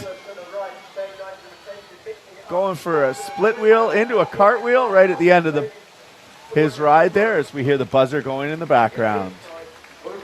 Yeah, it's quite interesting with how the athletes kind of construct their runs, because they've got the option. They can put these really difficult moves in, but, you know, it's risky. They might flush. And there's a lot of tactics that goes into kind of preparing these rides in advance, you know. So you have to weigh up, am I going to try this really hard trick, but it might score very highly? Or am I going to play it safe? We've got Kazuya from Japan up next. And you're right, Alex, you talked a little bit about that mental preparation. I think that is something in any sport that really needs to be worked on. You know, setting up that plan. What's that plan going to be? Visualizing it, getting it into your head and doing it over and over and over again. And then executing it here on the feature. And that's the hardest part here on competition day, is putting it together in your head and making it happen on the wave. Yeah, exactly. And let's see what bib number 52 Kazuya can do. In 2005 she competed in the World Championships in Australia, made it all the way through to the quarterfinals. So again, another long-time competitor. All right, here we go. We're in bib 52. Entry McNasty right off the bat. Solid, yeah. He was in Penrith in 05 with a McNasty the other way. Getting maybe a huge bonus on that as he goes for a lunar orbit. Doing a spin there on the left corner of the wave. Dropping into a phonics monkey. Huge snappy move there. That was one of the more technical phonics monkeys I've seen. Really pulled it around well, going for a lunar orbit into a loop. A little bit of a stall there to get that a little bit more into another loop on the shoulder there. He's looking for that McNasty in the other direction. Having a little trouble setting it up, but that'll be it for his score. Solid ride. Yeah, really impressive. Staying in the hole for the whole duration, which is brilliant because whilst you're in the hole, you can be scoring points. We'll say it again and again. Absolutely. All right, on deck, Gav Barker as we wait for Kazuya's score to come up on the screen here. Gav Barker, one of the local boys. He's been training here. He's from Great Britain. This is his home spot. He's been paddling here for the last 2-3 years, preparing for this particular moment, this World Championships. So we just got the score in of 620 points for Kazuya. Which is a good baseline, and he'll be looking to add to it in the next. In his next ride. You can hear the hometown crowd cheering for Gav Barker. That's right, the Great Britain team is flying their flag up there as Gavin's taking a deep breath, looking at the hole. He's eyeing up his spot that he wants to do his entry move, but a couple backstrokes to slow him down. And there it is, big entry McNasty. Right off the bat, Gav's going to work over to that, going for a lunar orbit into a cartwheel. Going for a McNasty, big, pulling his paddle up high in the sky to show maybe he did that clean. Going for a Space Godzilla or a McNasty in the other direction. Lunar orbit. He's got a solid start to his ride here. Very powerful paddler. Love his matching keg tap and boat. Oh, Phonics Monkey with a huge finish. He drops in, going for a Space Godzilla to loop. So a space loop, looking for those link bonuses right at the end of his ride, trying to get a few big scores.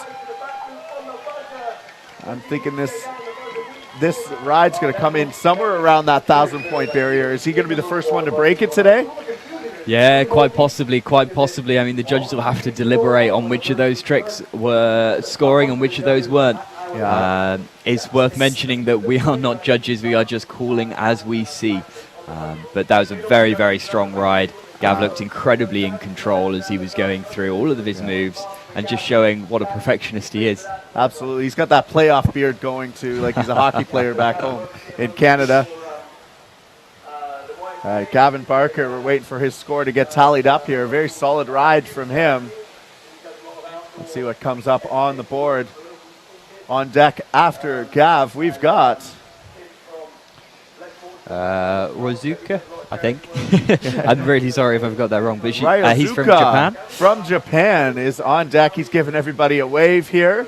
He's got a beautiful pink boat taken after Dane Jackson in the paddling the pink boats. Yeah, he's a fairly experienced competitor, placing 9th in the 2018 World Cup in Sort, Spain.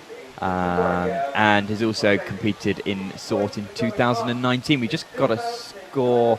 It looks like the score's being totted up for Gav Barker now. He's right on the 1,000 point mark. Not quite reaching it by the looks of it. 996.7 points. Yeah, how close can you get? Can't get much closer to that. We know that 1,000-point barrier will get broken at some point in time today as we move forward. And you know what? I think Gav Barker can do that. And he's got one more ride left to do as we move on to our Japanese paddler here, Ryozuka of Japan.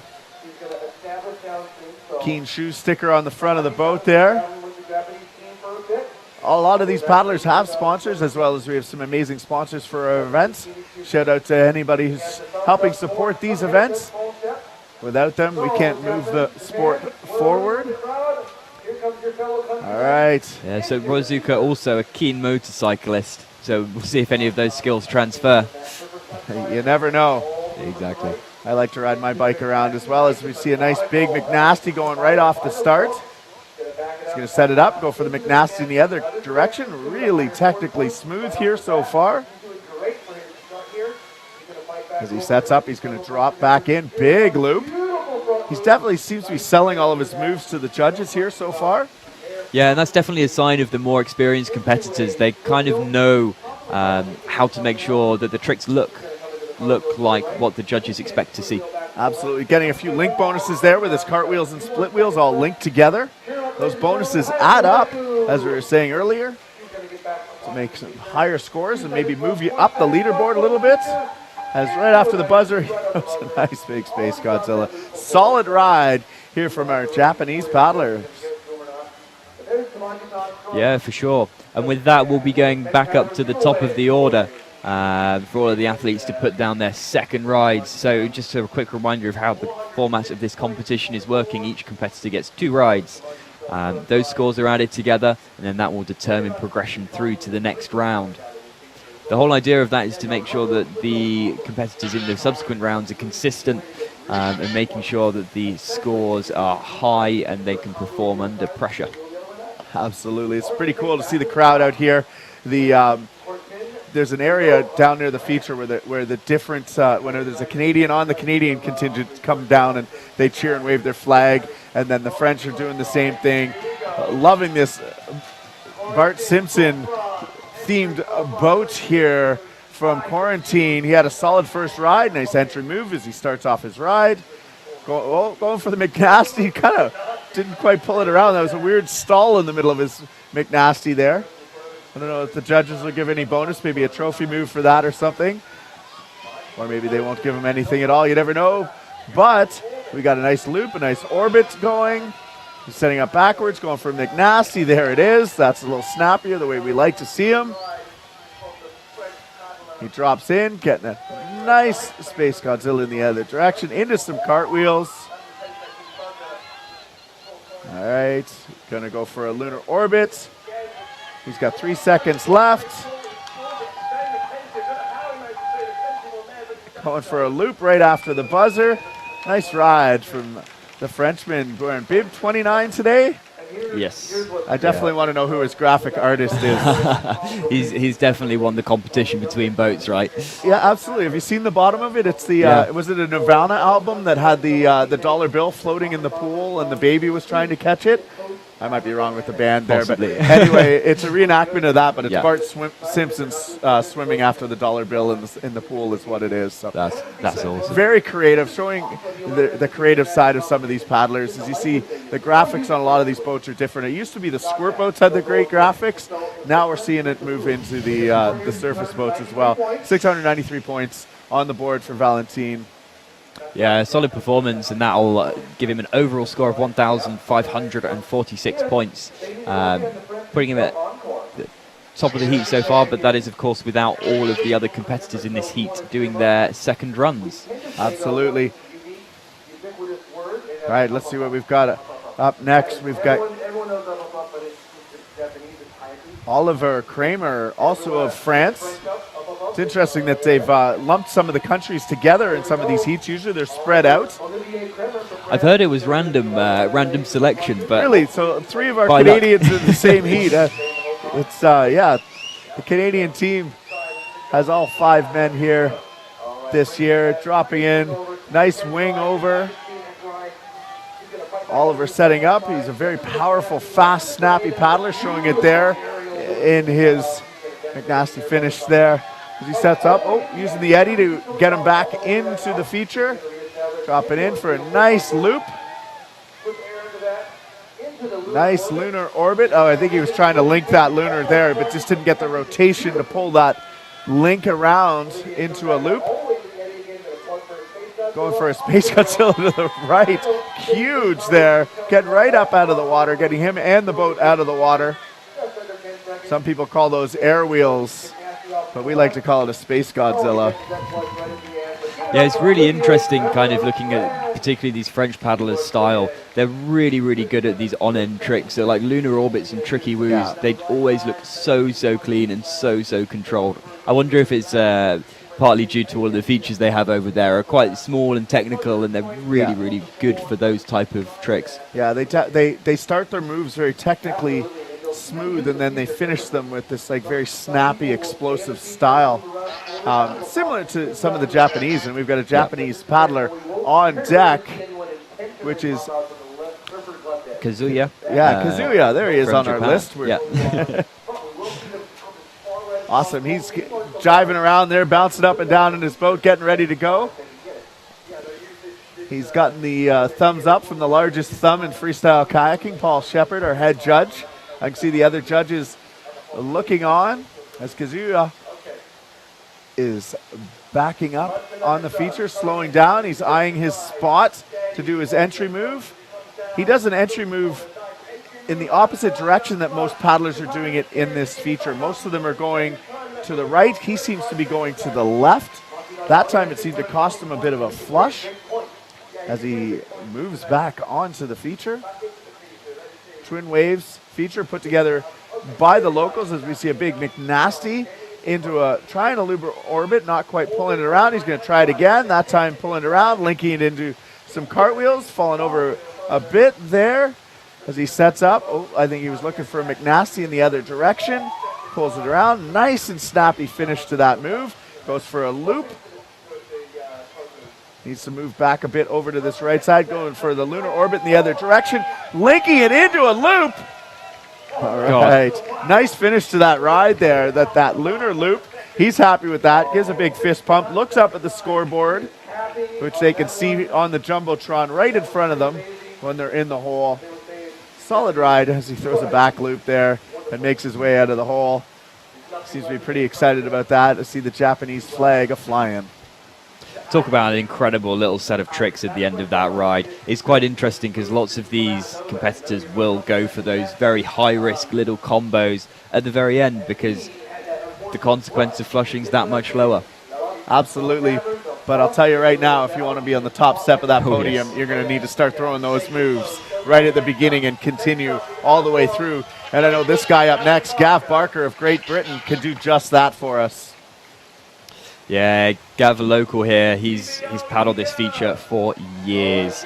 He knows it like the back of his hand, and is an incredibly technical paddler, and you can just see the power in the way he paddles. So it looks like he's got the thumbs up from the head judge, and he'll be dropping into the feature now. There he is wearing bib 111, and I think he'd like to be number one. Gav Barker right away into an entry McNasty, bringing it right around. Nice and snappy. Lunar orbit. Oh, getting on the bubble on the back of the pile. Worked his way in. Very strong paddler. Going for that McNasty. Not to the left. He can do them both directions. He's going to go for it to the right. Huge McNasty there. Really throwing it around. So he's an explosive paddler. Phonics monkey. Now he's getting things going. Setting back up. Oh, almost a bubble there as he pulls himself back in. He's going to go for a loop. Nice big loop. A little bit of a twist there in the middle of his loop. That was kind of cool. As he sets up, going for a lunar orbit in the other direction. He's got 2 seconds left. Let's see if he's got anything for it. He initiates right at the buzzer with a Space Godzilla to the right. Solid ride from Gav Barker. I think he was looking for a few combos in there, and he didn't quite get them started, but that's all right.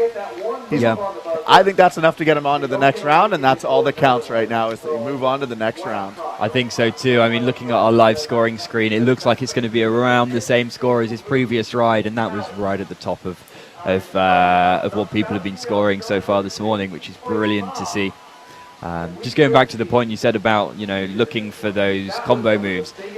The nice part with them is if you get halfway through, you can't quite manage to complete the second trick. Oh, it looks like he might be above the 1,000-point mark. It's not finalized yet. It could go up, it could go down, but so far it's at 1,000 dead. Yeah, we're seeing on the live timing 1,000 and moving up over 1,000. Let's see what it is. Gab's pretty excited, and it is 1,016 points. 0.67, moving Gavin Barker to the top of the leaderboard, currently in the lead with 2,013.34 points. Solid paddling here. I think we're going to see it ramp up as the day goes on, but that should be getting him into the next round. You can see so far who's qualifying to move on. Looks like the cut's currently at 1263. I think that's going to move up. Yeah, agreed. I mean, we're about a third of the way through so far, so I'm sure we'll see that cut off. Suzuki is on the wave with a nice big vertical end there. Get it right over as he sets up again. He's going for the McNasty. Sets up, moves over to the surfer's right side of the feature here. Getting set up, drops in, looks like he's looking for a loop, pulls it around. Held his paddle up there a little bit, maybe trying to look for that clean bonus on that loop. He gets a couple of cartwheels off of the surfer's right side. He's going to reset back over there again. Nice big cartwheels, split wheels. Another split wheel in the other direction, trying to get some of those link bonuses. Unfortunately, flushing it out just before the buzzer. And that'll be it for his second and final ride here in the preliminary rounds of the men's kayak. Yeah, looking very, very strong. Also, the sun has just come out in the venue at Nottingham, which is a welcome sight indeed. So that wraps up the preliminary number 4.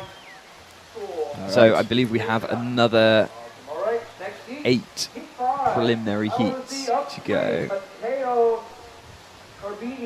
Yeah, another 8 preliminary heats, and then that will arrive at us our final list for progressing through to the quarterfinals.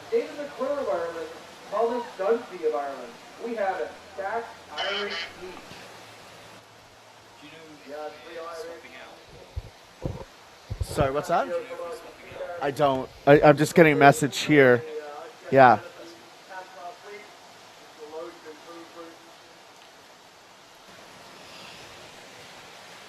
So it looks like we're just setting up for our next heat of the kayak men's surface preliminary rounds. We have Matteo Riding from Argentina, Mikhail Jakubik from Poland, Theo Baker, David McClure, and Thomas Dunphy. So all 3 of those are from Ireland, which would be nice to see. I'm sure we'll see lots of green tops out in the crowd shouting loudly.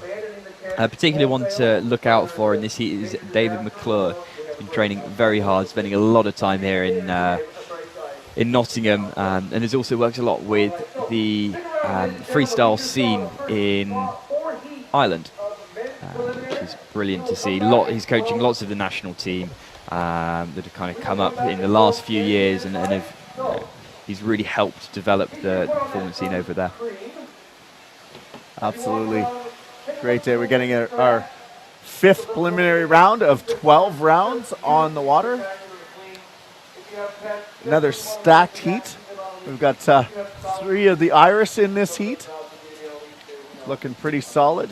We're going to get the action going here. We're just going to take a couple-minute break here and save our voices for a few seconds, and we'll get things going again.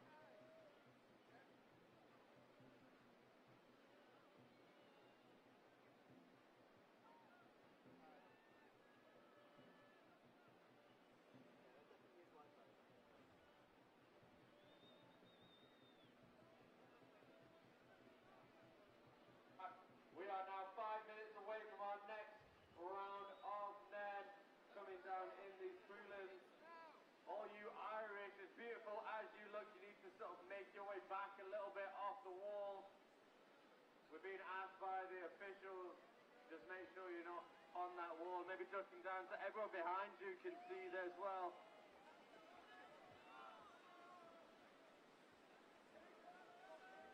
All right. Looping around in that feature, we got Matteo of Argentina looking for his Space Godzilla now.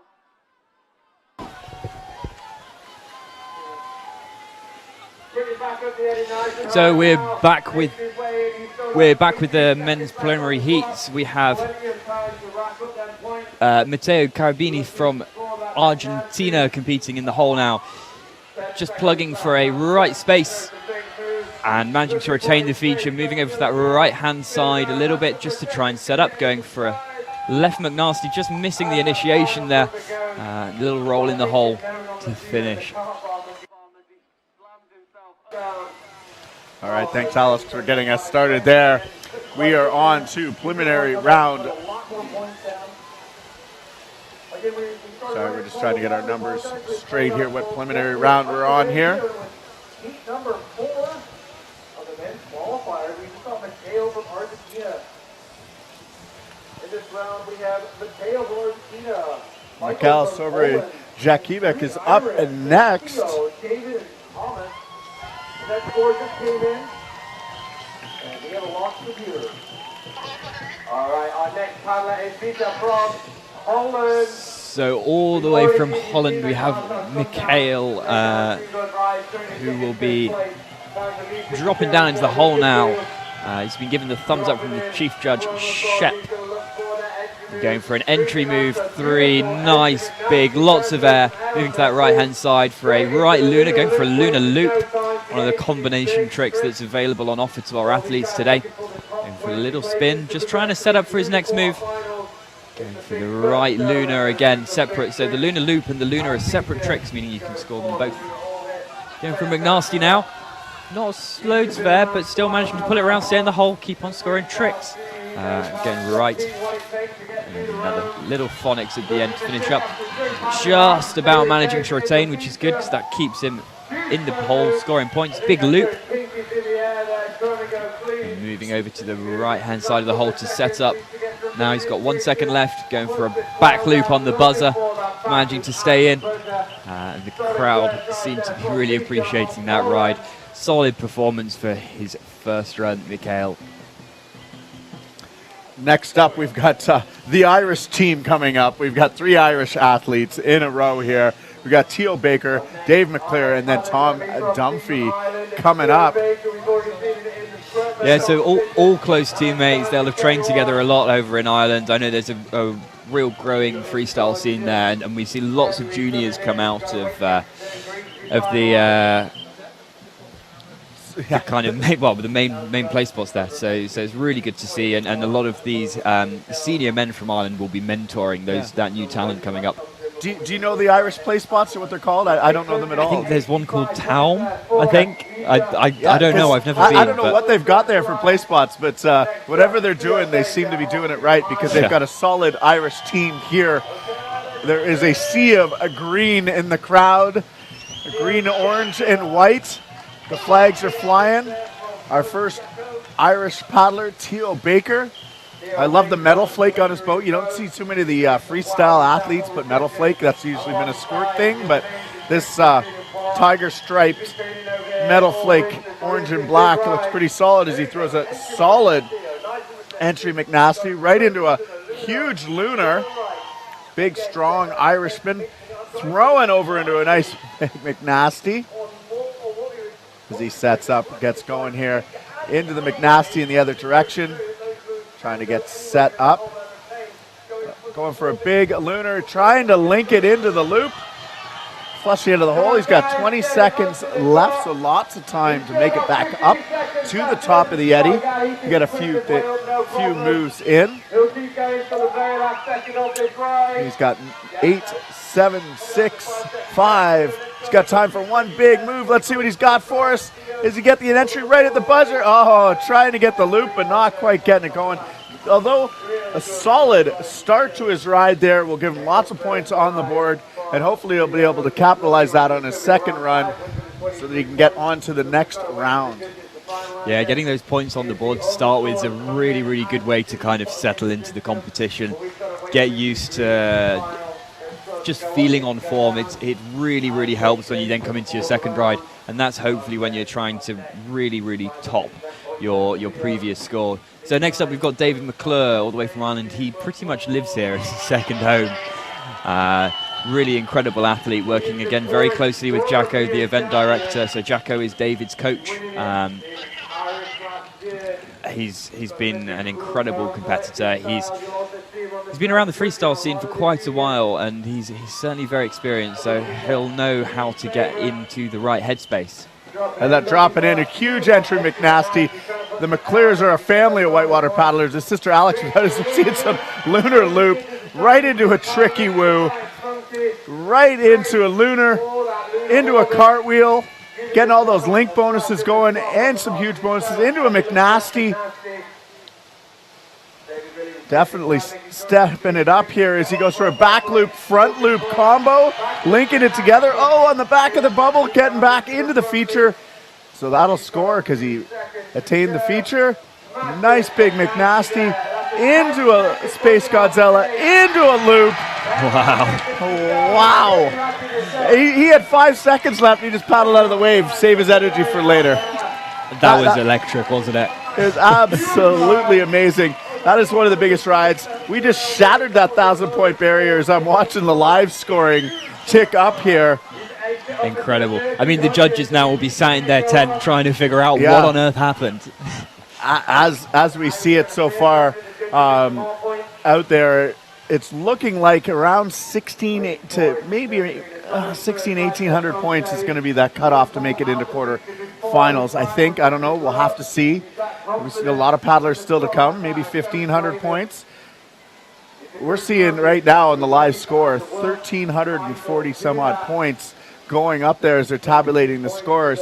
He almost would have made it into the next round with just that ride. Pretty amazing to see. Yeah, quite incredible, and it just goes to show all of the hard work that David's put in. This is what he does. He trains incredibly hard, and I know everybody here in Nottingham is behind him. He's also competed quite a lot before, so he's European champion in 2021. He was 5th in the Sort World Championships. So he's no stranger. We've got the score just come in. It's a new highest score at 1,373 points. Yeah, 1,373. Disappearing from our screen. There it is there, up there. Dave McClure, one of the best rides we've seen so far. Maybe one of the best rides we're going to see all day here. This is the World Championships of Freestyle, and he's definitely showing that he might be taking the top slot here in a few days, but it's not over till it's over in our finals. Our next paddler, Tom Dunphy, has been paddling for a long time. He's a veteran of freestyle, traveled the world. He lived in Canada on the Ottawa River for a little while. I paddled with him at the 2013 Worlds and many Worlds since then. He's in a dragon-themed boat with a huge entry McNasty, showing also why the rest of the Irish team is he pulls around another McNasty in the other direction. Very technically sound here as he sets up. Oh, a bit of a bobble, but he gets back on the feature. He's going to go for a phonics monkey, not quite pulling it through, bobbles off the hole. Tom's a veteran competitor. You can see as soon as he came off the hole, he downed his energy. Smooth getting back on the feature. Still got lots of time left on the feature. Throwing those big moves all the time here in the feature. He's got 10 seconds left. Let's see what he's got for us. I think we're going to see a big loop. Oh, nope, Space Godzilla, space loop. He's throwing it all on the line. He wants to throw some big points up on the board. And that's it for Tom Dunphy as the score is ticking up. I think that's going to be a solid ride for Tom. He'll be pretty happy with that. Yeah, it looks like he's thinking about what just happened there. He did shake his head. Maybe he wasn't happy. He did bobble out of the hole once. He did, but he managed to recover it, right? It still looks like it's going to be a big score, which should be enough to push him through to the next round if he matches it again. Yeah, that's right. He's got to match it again, obviously, for sure. Yep.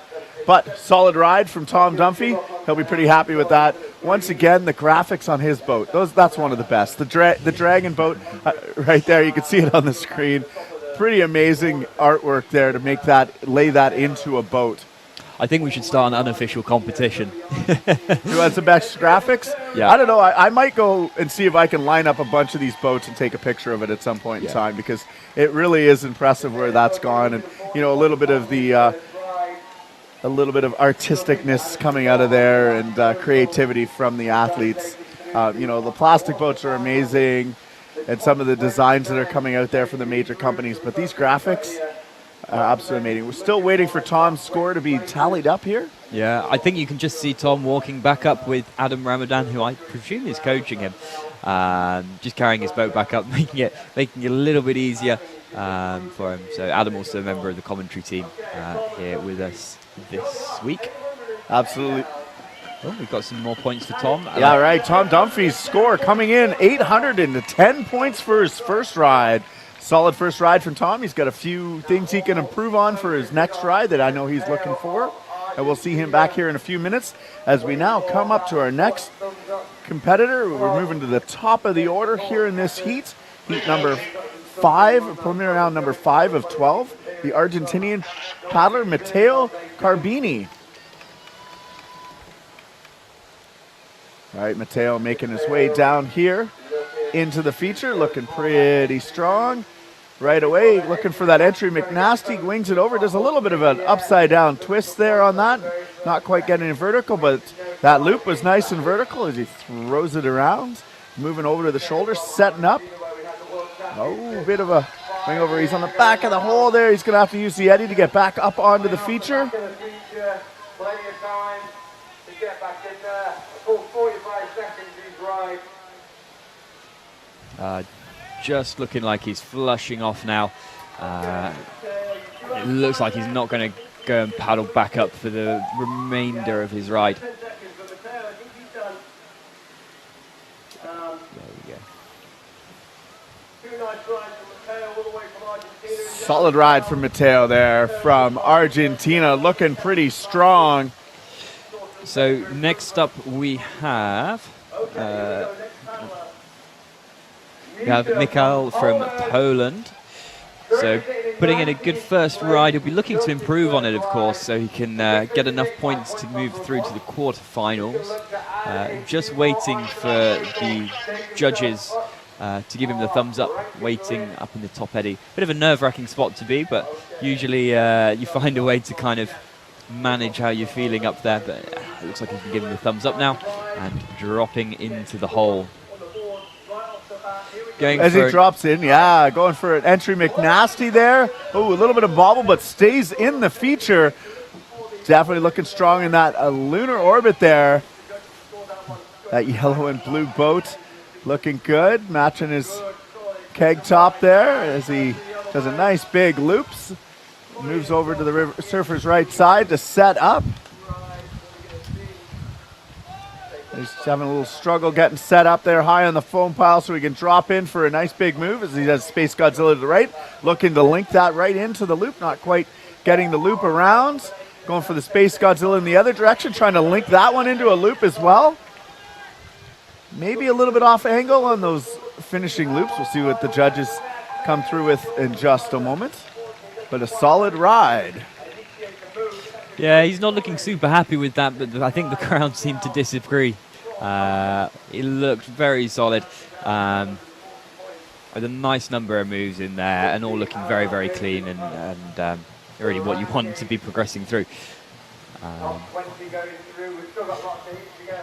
It's just worth mentioning all the volunteers that make this event possible. You'll be able to see them around the stadium with their orange tops on, all giving up their time for free.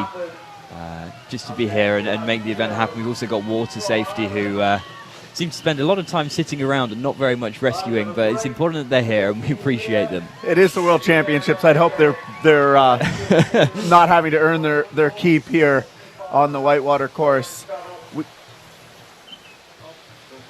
Yeah, so we've lost our screen here, but we'll keep going announcing as best we can without our score screen. That's all right. Next up, we've got the first of the three Irishmen, Teo Baker. Yeah, so he's just waiting in the top judges eddy again. Waiting for the thumbs up from Shep and his judging team to finalise the scores for the previous run from Mikhail.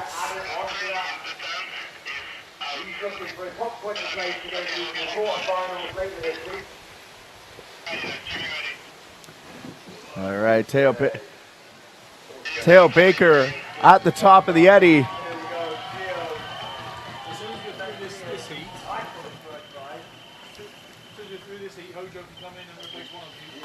That's good. Teo dropping in right away into a nice big entry McNasty. Setting up there, going for the lunar orbit there. Right into maybe a McNasty. It was hard to see. He was right down in the foam pile. And there we go. We got our screen back on as he throws another nice big McNasty. Teo having a great ride here, setting it up. Nice technical moves, going for a lunar orbit. He wants to get some link bonuses there. You can tell he's trying to finish those tricks into it. He's going for a back loop. Trying to get it. Pulls it around, going for the Phonics monkey. Just with 10 seconds left. Oh, bobbles out of the hole. And I don't think he's going to have enough time to make it back into the feature. Another solid ride from Teo Baker, showing up here from Ireland. These guys have been training here in Nottingham for quite a while. It's great to see them. Yeah, it must be quite strange almost competing as a team because, of course, there are 3 Irish paddlers in this heat, which is quite unusual. That's right. And next up, our current highest scoring ride of the day.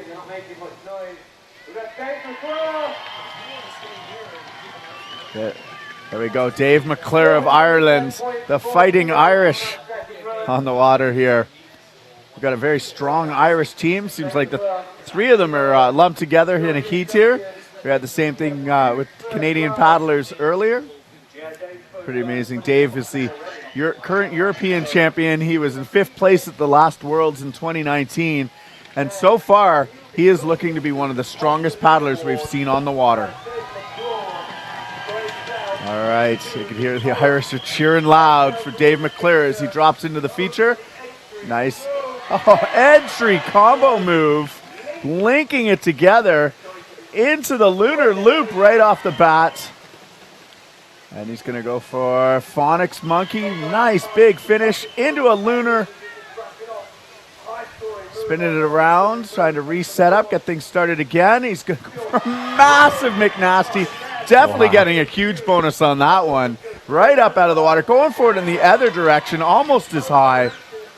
Dave McClure has been on fire here today. Let's see what else he's got for us. He's got 10 seconds left. He's going for a back loop. I think he's going to leak it into a loop, but not quite pulling it around. Still in the feature. He's got 4 seconds left. Let's see what he's got for us. Right to the buzzer. There's a lunar. Oh, he's doing what I like to call the Harry Potter, casting some spells. He lost a hand on the paddle there right at the end. Solid ride from Dave McClure once again.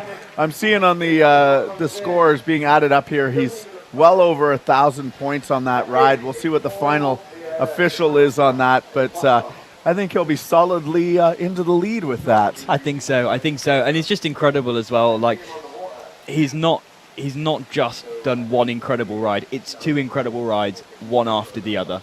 Yeah. And that just goes to show the caliber that David's paddling at. And I'm sure we'll be seeing him throughout the rest of the competition, really pushing on those top scores. So it's brilliant to see. To see. I'm sure the judges have got their work cut out. I sure wouldn't want to be on the judges' stand for that, that's for sure. But we're calling it as best we can here in the announcer's booth. I'm sure it's not perfect, but we're doing what we can to make sure we give you the action as we see it from the announcing booth here. Tom Dunphy next up from Ireland, the 3rd Irish paddler here in this heat, as we see Dave McClure waiting for his score to come in. You see he's looking across at the Jumbotron as it adds up, and there it is, guys, the official score here on our board, 1,033.33, which tells us when we see that .33 that one of the judges didn't score a move somewhere. Yep. All right, so what judges see it differently. Some score, some don't. It's the way it goes sometimes. Yeah. Yes. But for sure, it put him in the lead. So he is 400 points ahead nearly of Gav Barker with a total combined score of 2,406 points. Absolutely. Averaging 1,200 points per ride is what we need to see. That or more is what we're going to need to see to get us up top. Here comes Tom Dunphy, also of Ireland. I think I'm going to start calling him the Dragon Slayer as he paddles his dragon boat. Tom's a great guy. I've helped him out a few times when he was in Canada and then NOC Worlds. After that, he was looking for a ride. As he drops in with a huge entry McNasty, right around into a McNasty the other direction. And he pulls it around. He's going to go for McNasty again. Sets up nice and high. He's going to drop in for a Phonics Monkey. His angle may have dropped a little low in the rotation, but his finish was quite well done. As he sets up on that favorable right side of the feature for a nice loop. Tom's showing that he's a very technical paddler. And I think we're going to see some Space Godzilla. Oh, getting a bit of a flush there. He's got 7 seconds left on the clock as he works his way up. He might be able to get something going, but there's the buzzer. Tom throws a lunar right at the end. Long-time competitor here. His first Worlds was in 2001. He knows the game, and you could see that throughout his ride. He was so calm, cool, collected. Absolutely. A little bit of Irish vocabulary at the end of his ride there. I'm not sure he was 100% happy with that. I'd be pretty happy with that ride. It was a pretty solid showing here. And as he catches a little surf on the wave just downstream there's a bunch of really cool features here at Nottingham to play on, not just this twin waves. There's inlet gate up above. There's twin waves right here in front of us where we're having our main feature, as well as there's the troll wave, cruncher. Am I missing any? You have ferry wave, jaws. There's so many. Yeah, it's been impressive here. I got to see the course without water in it last night, which was really interesting to see what makes it and diverts the currents and how little there's actually in here to make the features as strong as they are. So we're getting ready for our next heat. We've got a stacked heat here.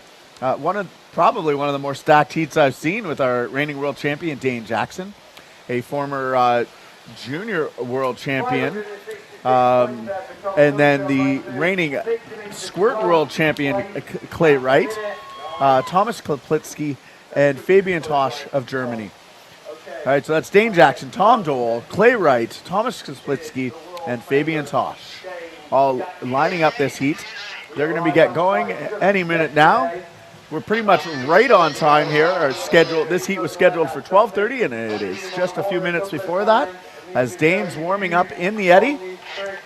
I don't think he's got the heads up. He's looking over at the judges' stand for the heads up. Dane, unfortunately, not able to get much training in the feature this week. Dane came down with COVID last week and has just recovered. So here he is, ready to go.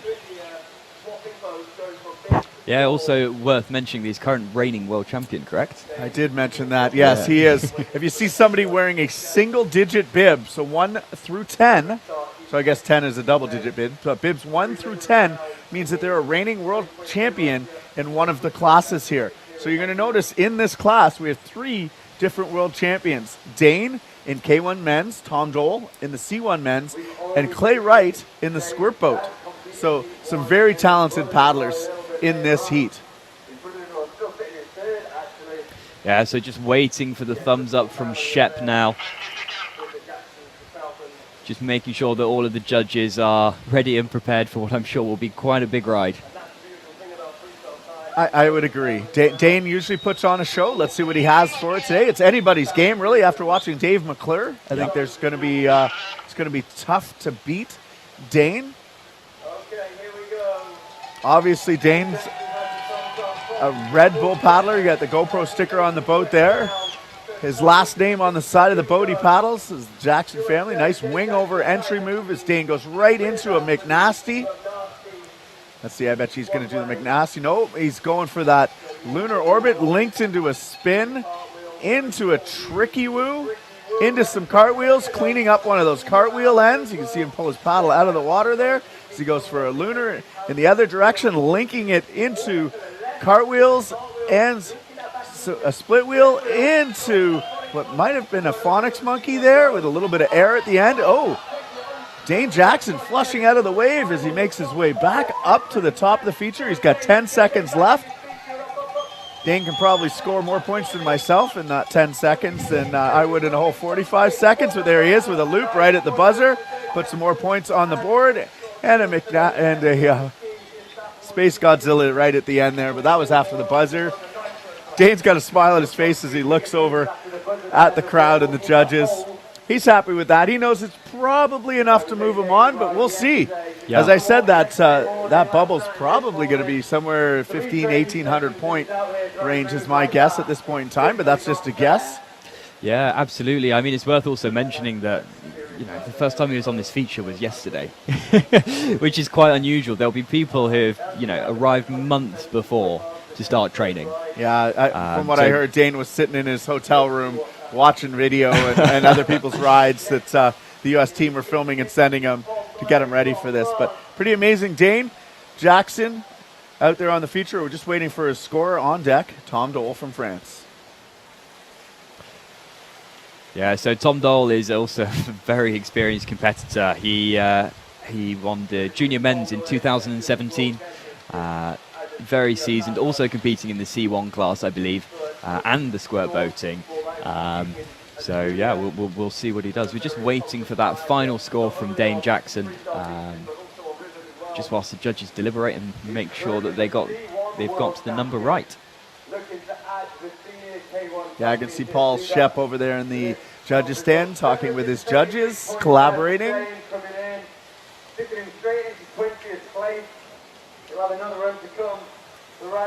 776 points for Dane Jackson on his first ride. I'm sure he'll look to increase that in his second ride to get him on to the quarterfinals.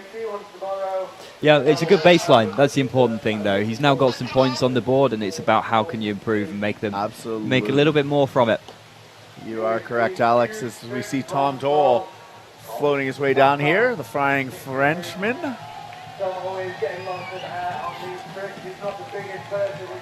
All right, Tom Dole is getting set up. We have one of our other announcers is going to take over in a few minutes. Bartosz, who competed earlier in the men's, is stopping by to say hi. He'll be here in a bit as Tom Dole sets up in the feature. Nice wing over, linking it right into a McNasty. First time I've seen that done was today. Nice lunar orbit, sets up again, looking to move over to the right side of this feature. That's where the paddlers seem to be setting up. Is Tom going for a nice McNasty? He sets up again, looking for a lunar orbit. Tom sets up. Looks like he's going to drop in. Huge loop. Holding his paddle nice and high in the air to secure that clean. Going for a Space Godzilla to the left. This guy is he's a small guy. He's very lightweight, and he can definitely fly. And there it is again. Space Godzilla in the other direction. Nice ride from Tom Dole. He'll be happy with that. Yeah, very solid. You can see how comfortable and calm he looks in the feature, right? And it's all that experience that he's had. He's been on the competition circuit for years now, and not just in freestyle. He's also involved in whitewater racing. Yeah, I've heard he took up a bit of slalom racing recently. I'd be interested to see how he does that. His score's on the board at 1,126 points.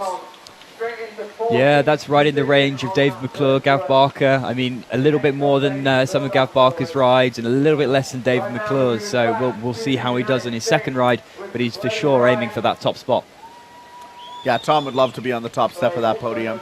He earned it in junior a few years ago. I believe he's reigning world champion in C1 right now, and that's why he's got that single-digit bib on his chest right now. Great paddler all around, and I've seen him do a lot of the link moves. I didn't see many of them on that ride, but maybe he's saving that for finals because he knows what it's going to take to get on to the next round. Next up, we've got a multiple-time world champion in the squirt boat. He's been on the U.S. team numerous times in the freestyle. Doesn't need much of an introduction if you know anything about whitewater paddling. This is Clay Wright of the USA dropping in with a beautiful wing over. Works full time for Jackson Kayaks. Nice big loop. So he sets up over to the end, drops nice and deep, going for the Space Godzilla to the right. He seems to like to set up on that surfer's right side, drops in, Space Godzilla to the left. Getting a bit of amplitude on those, maybe getting some air bonuses. Ooh, nice McNasty, I think, pulling around there, right out of the bottom of the foam pile. Sets up, looks like he's going for the McNasty in the other direction. A little bit off axis on the finish. See if the judges are going to score that for him. Catching a nice loop into some cartwheels, into a split wheel right at the buzzer, maybe getting some link bonuses. Yeah, looking very, very solid. Crowd seem to appreciate that a lot. Again, very seasoned competitor. He's been around the scene for a long time. Late 80s, I think. Late 80s. Yeah, I definitely remember when I started in the early 90s, he was already a name by then. So he's made a career out of it, always been paddling. He's multi-time world champion in the squirt. He's placed very well in the freestyle over the years. And he's a really good creek racer as well. So Clay, just an all-around solid paddler and a great guy as well. Yeah, so next up we've got Tomasz Kaplicki. He's two-time World Cup champion, European champion. He's been a world bronze medalist in 2013 over at NOC Worlds in Nantahala. So we're expecting good things from him. I know he's been training hard and he's got a very, very kind of explosive style, which I hope we get to see in the twin feature. Yeah. He trains a lot in the winter in a pool, and he puts up some amazing videos of what he can do on flat water in a boat. And he is also pretty amazing here on Twin Wave. I've been watching him train. Tomasz Kaplicki of Poland, one of his countrymen, will be in the booth here announcing as Thomas is setting up. He's slowing down, getting his entry McNasty, nice and snappy, right into a lunar orbit, backing it up into a McNasty, cleaning it up with his paddle nice and high in the air. Definitely tossed his boat. He's trying to set up for something else. There it is. Huge McNasty. He's got to be getting some bonuses on there. I've seen his score come up on the screen here, and he's definitely getting some huge and air bonuses on some of those moves. Those bonuses sure adds up as he goes for a lunar loop. Thomas having a solid ride here for his first ride. Giant loop, cleaning it up. This might put him up onto the leaders board with a massive, I don't know, that might have been a loop again. See if it scores again. Right at the buzzer, looked like maybe a tricky woo. Going for a McNasty. He's not done yet. He's happy with that fist pump. You know, this guy, when he has a good ride, it is a very good ride.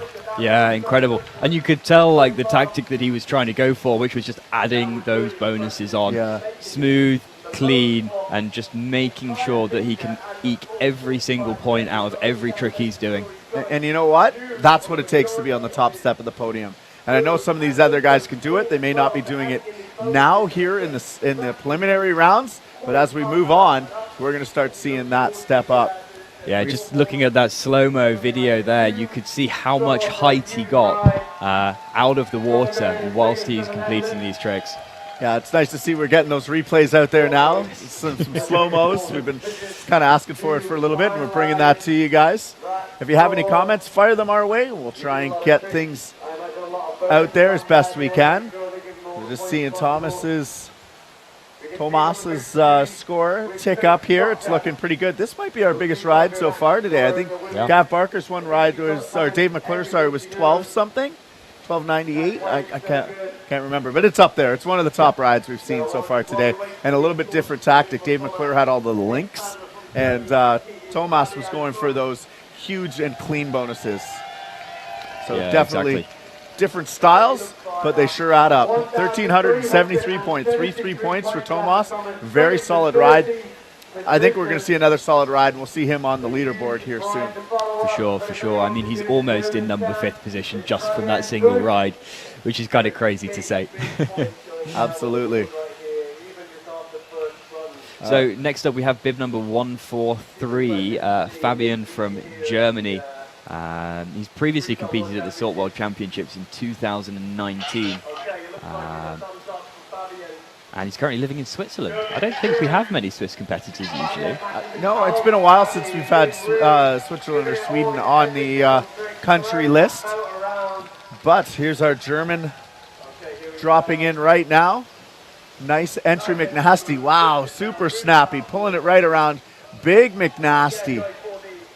Going for the McNasty the other way. Wow, he's getting the tricks on the board really fast as he works his way back into the feature. Big phonics monkey. He's a very quick, snappy paddler. Coming around, nice lunar orbit, backing it up. Looking very strong here. Nice lunar orbit. Awesome. Right. Our German Fabian Tosh getting some cartwheels here, coming around, big loop, cleaning it up right there just before the buzzer. Amazing finish to his ride. Yeah, fantastic work there from Fabian. He stayed in the feature the whole time, making use of every he has to rack that points up. It's looking like he's sitting around 850 points, waiting for it to go green to be finalized. Awesome ride from the German Fabian as we wait for his score to come up. Pretty solid ride there. Guessing it's going to be somewhere between 800 and 900 points. As I watch some of the rides here, I'm getting an idea of what the judges are scoring and what things are. On deck, we have reigning world champion Dane Jackson. Fabian Tosh of Germany's score comes in at 850 points. Yeah, it's a very good baseline to have, and I'm sure he'll be happy with that, but he'll want to improve for the next run. So next up, we've got Dane Jackson. I mean, he doesn't really need an introduction, does he? No, he doesn't. He's reigning world champion. He's a Red Bull athlete. His last name's on the side of the boat he paddles, from his family who started Jackson Kayaks. Kokatet athlete, Werner Paddles athlete, GoPro athlete. He is one of the best extreme racers in the world as well. And he's a multi-time world champion here in the freestyle. So let's see what he's got here. He wants to capitalize on his first ride. Dane hasn't had a ton of training time in here, but he's sure looking good as he drops in. Let's see what he's got for us. Empty wing over, setting up into a McNasty.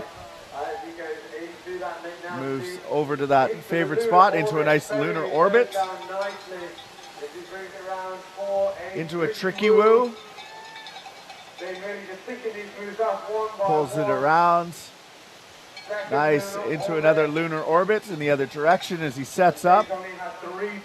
Going for the phonics monkey. Nice vertical finish to it as he goes for a McNasty. Maybe even a switch McNasty there. See what Dane's got, nice loop. We know he's got some big Space Godzilla, maybe getting into a Space Godzilla in the other direction, getting lots of points at the last second there. I think that might break the 1,000-point barrier. It's not going to put him on the top of the leaderboard right now, but I think it's going to put him onto our top 5 leaderboard. We'll have to see, but definitely a solid ride. What we would expect from Dane at this point in time. I think he's going to be ramping it up as we move forward, and he gets a little bit more training time here in the feature. But definitely solid. I'd agree. I mean, I think although he wasn't quite as fast as David, he was absolutely on time with every trick. It was one trick, then the next, and it's like he had a checklist in his head, and he was just ticking them off as he went. And for sure, that will be reflected in the score. And they were all, as it always is with Dane, very, very precise, very, very accurate, and very, very large. Absolutely. You know, Dane usually has a little bit more amplitude to his stuff, but he knows what it takes to get to the next round.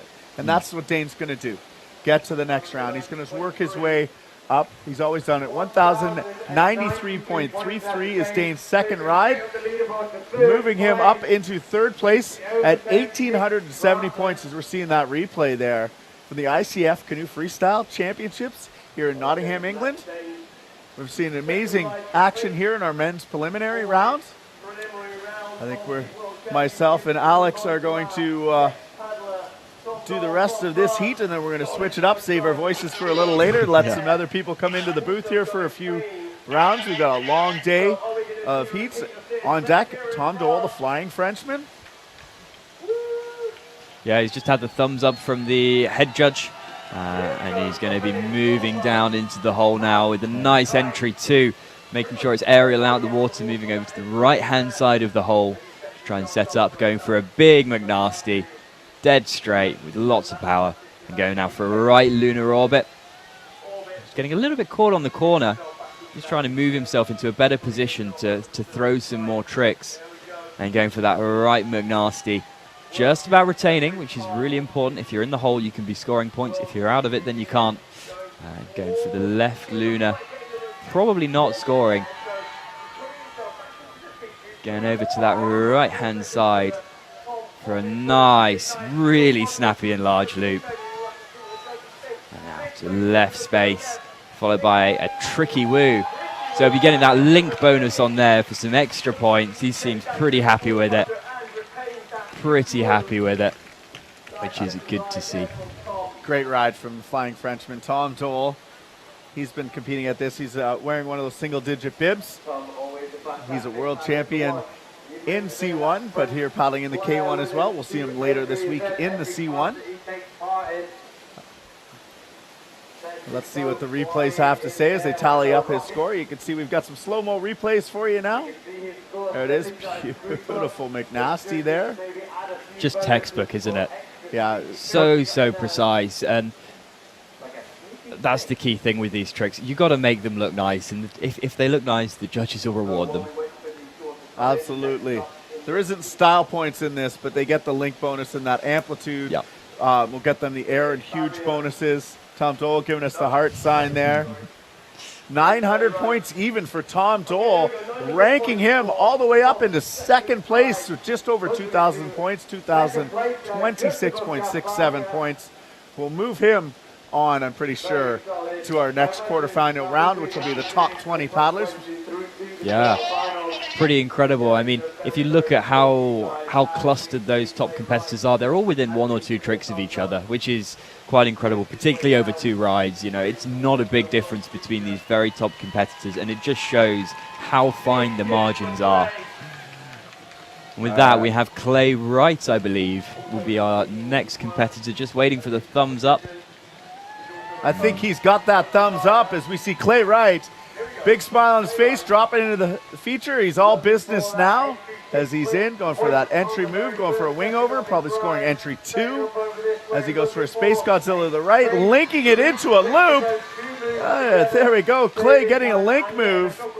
Clay is one of the oldest paddlers out here as he goes for a nice McNasty there. Also a technician in the sport. He's a world champion squirt boater, here to defend his championships later on in the week. As Clay sets up over on the surfer's right side, looking for that McNasty, and there it is, pulls it around. Going Felix, we haven't seen one of those yet, right into a Phonics monkey, pulling it up on the back of the feature. Unfortunately, Clay not getting quite some of the angles I think the judges are looking for. He did or attempted some amazing big moves, but I don't think he quite got the finish angles on a couple of them, so they're not going to score, unfortunately, for him. But did look like a pretty good ride from up here in the announcing stand. Fun to watch. Great to see Clay out here. He's definitely a legend in the sport. Yeah, the crowd definitely loved it. I mean, that makes all the difference, right? But yeah, no, just going on kind of how precise you have to be with some of these moves. I know quite a difficult trick to score in this feature is a Phonics monkey. Just because it's got to be at that 45 degree rotation when you're coming all the way around. Otherwise, it just doesn't score. That's right, Alex. They've got to get these moves all the way around to get those correct rotations. And we wait for Clay's score to come up on the board. And Clay's talking with some of the coaches on the other side there.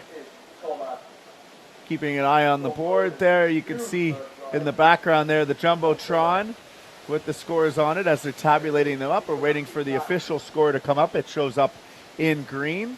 And there it is, Clay Wright, 240 points, which will give him 826, which looks like it ranked him as 22nd currently.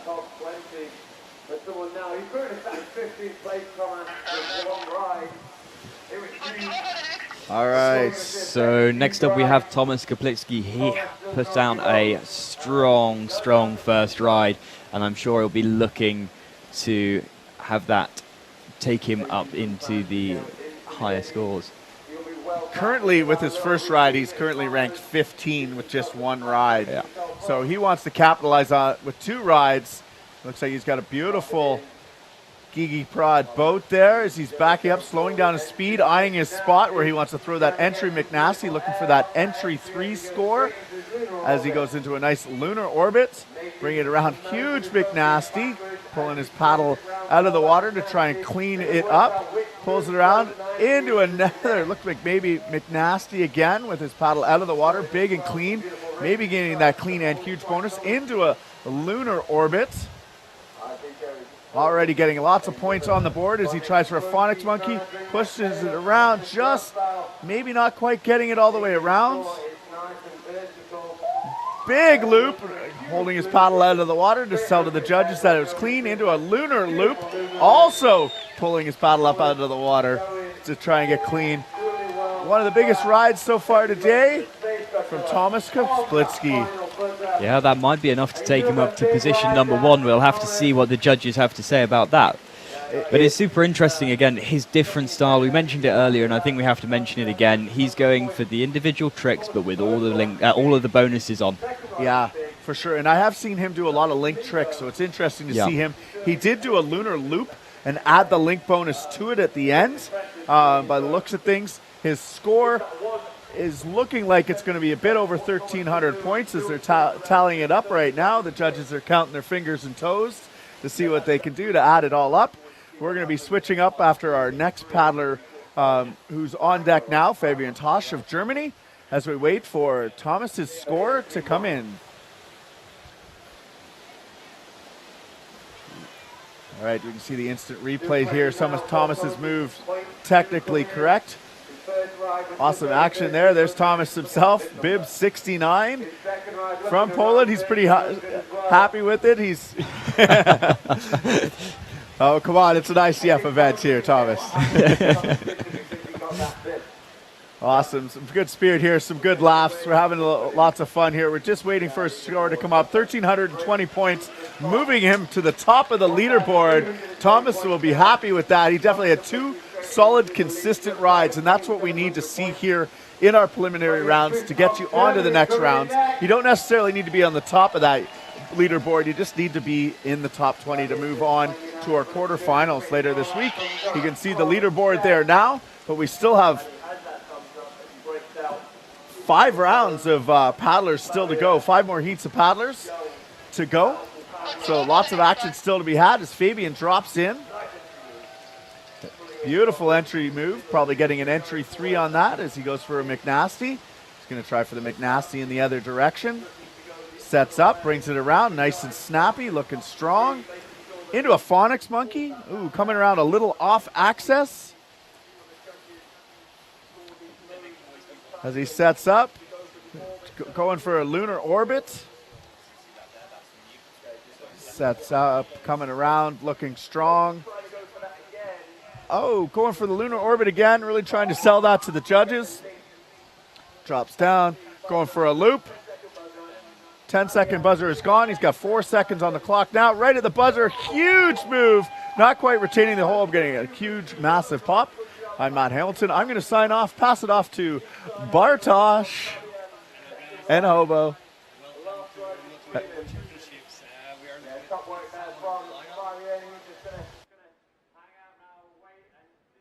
World Championships 2022, where we'll be looking at hit number 7 on the lineup. We've seen some amazing rides. We're just waiting for Fabian Tosch results to come in.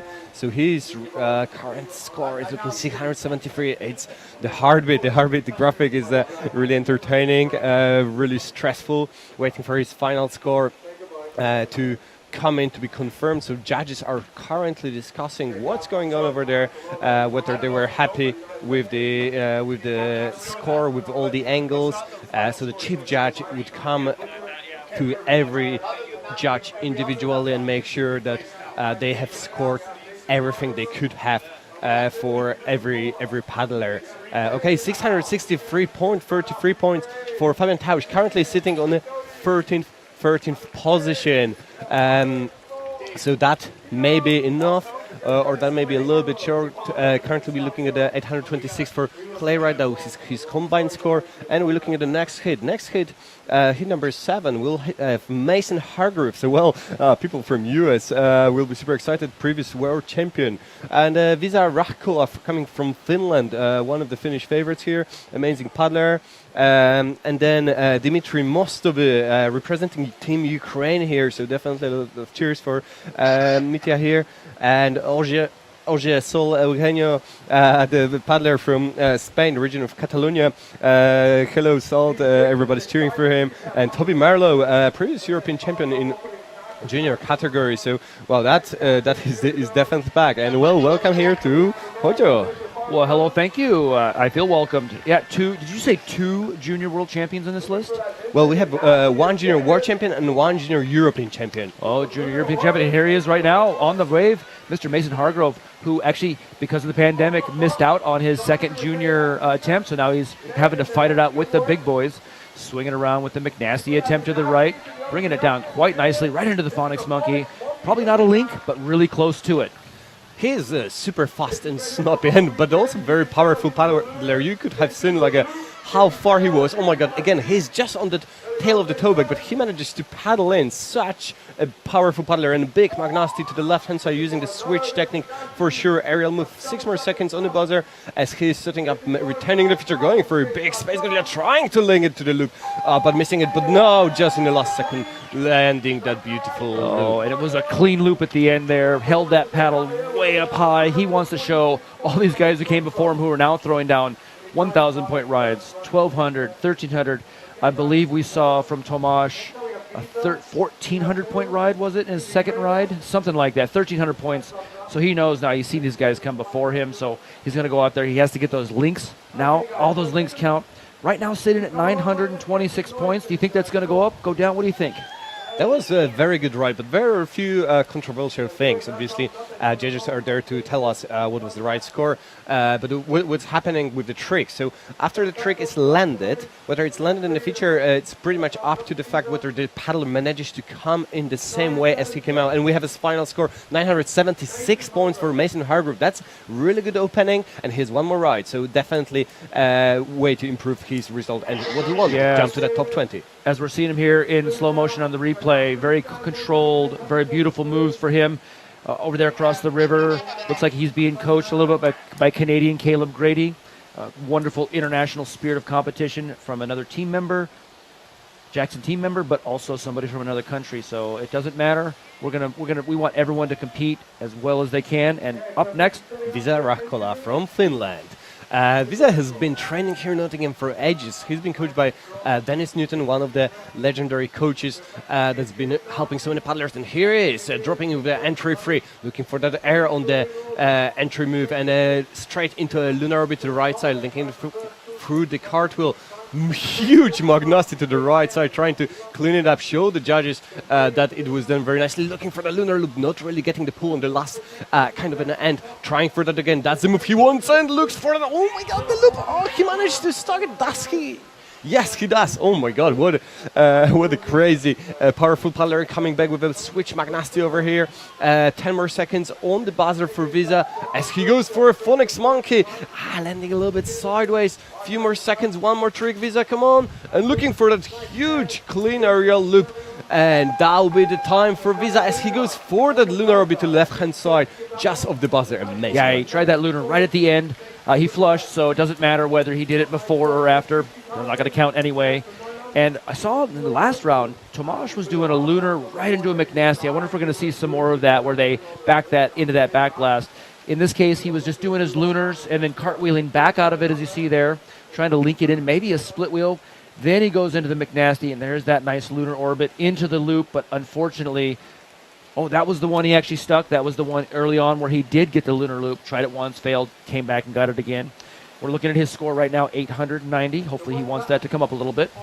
Well, definitely after you're in that eddy, you're just like, oh, please, just give me a couple extra points because, well, that's what you need, you know. You want your total points to be the best, and obviously the better start of you get on the first ride, the better you're gonna feel on your second run, and that's really important over here. And unfortunately, it's going down a little bit. They might have taken off a link. They might have taken off a little bit of some sort of technical score. He's sitting right now at 876 points. Of course, this is 2 rides added. Now coming back up a little bit, this is 2 rides added, so he has a whole nother ride that does absolutely count. 830 points, putting him presently in 23rd spot.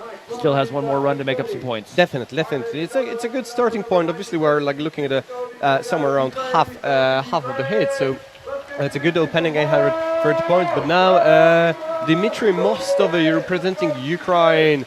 So the crowd is going crazy here. He's dropping in to the feature, starting for that entry, looking for a Fisher King. Oh, no, unfortunately missing it. Setting up on the foam pile, taking his time to make sure he goes big. And here he goes, going for the aerial loop. I remember him being super happy about coloring his boat for the Ukrainian colors, really supporting his country, and spin to the left, milking those points. 24 more seconds, 100 points on the board. That's a lot of time for him. He's a strong paddler. He loves creaking. He creaks most of the time, but now he's focusing on freestyle, and is here to show off his skills and represent his country as 10 seconds hit, and he goes for a huge aerial loop. Oh my god, what an execution. His paddle managed to stay next to his bow, and now he goes for a space gauge and he flashes off with 2 seconds in the buzzer. That'll be it for me too. Yeah, that's a good example of coming in for the entry move, not going to get it and not going to take the chance. I'm not going to try it. I'll just stay on the feature, and it was a good choice because he gave him some more time. He didn't flush. 136 points so far. He can definitely do a little bit better than that, I think. He's going to want to come back and get more. But that loop was spectacular. I suspect we'll see the replay of that here in a moment. The air he put under the boat was just beautiful. And let's take a look here. Brings over to that foam pile way on the right side, and here he's going to do a nice plug. Looking for the clean as well as he holds that paddle way out. Gets the paddle tap.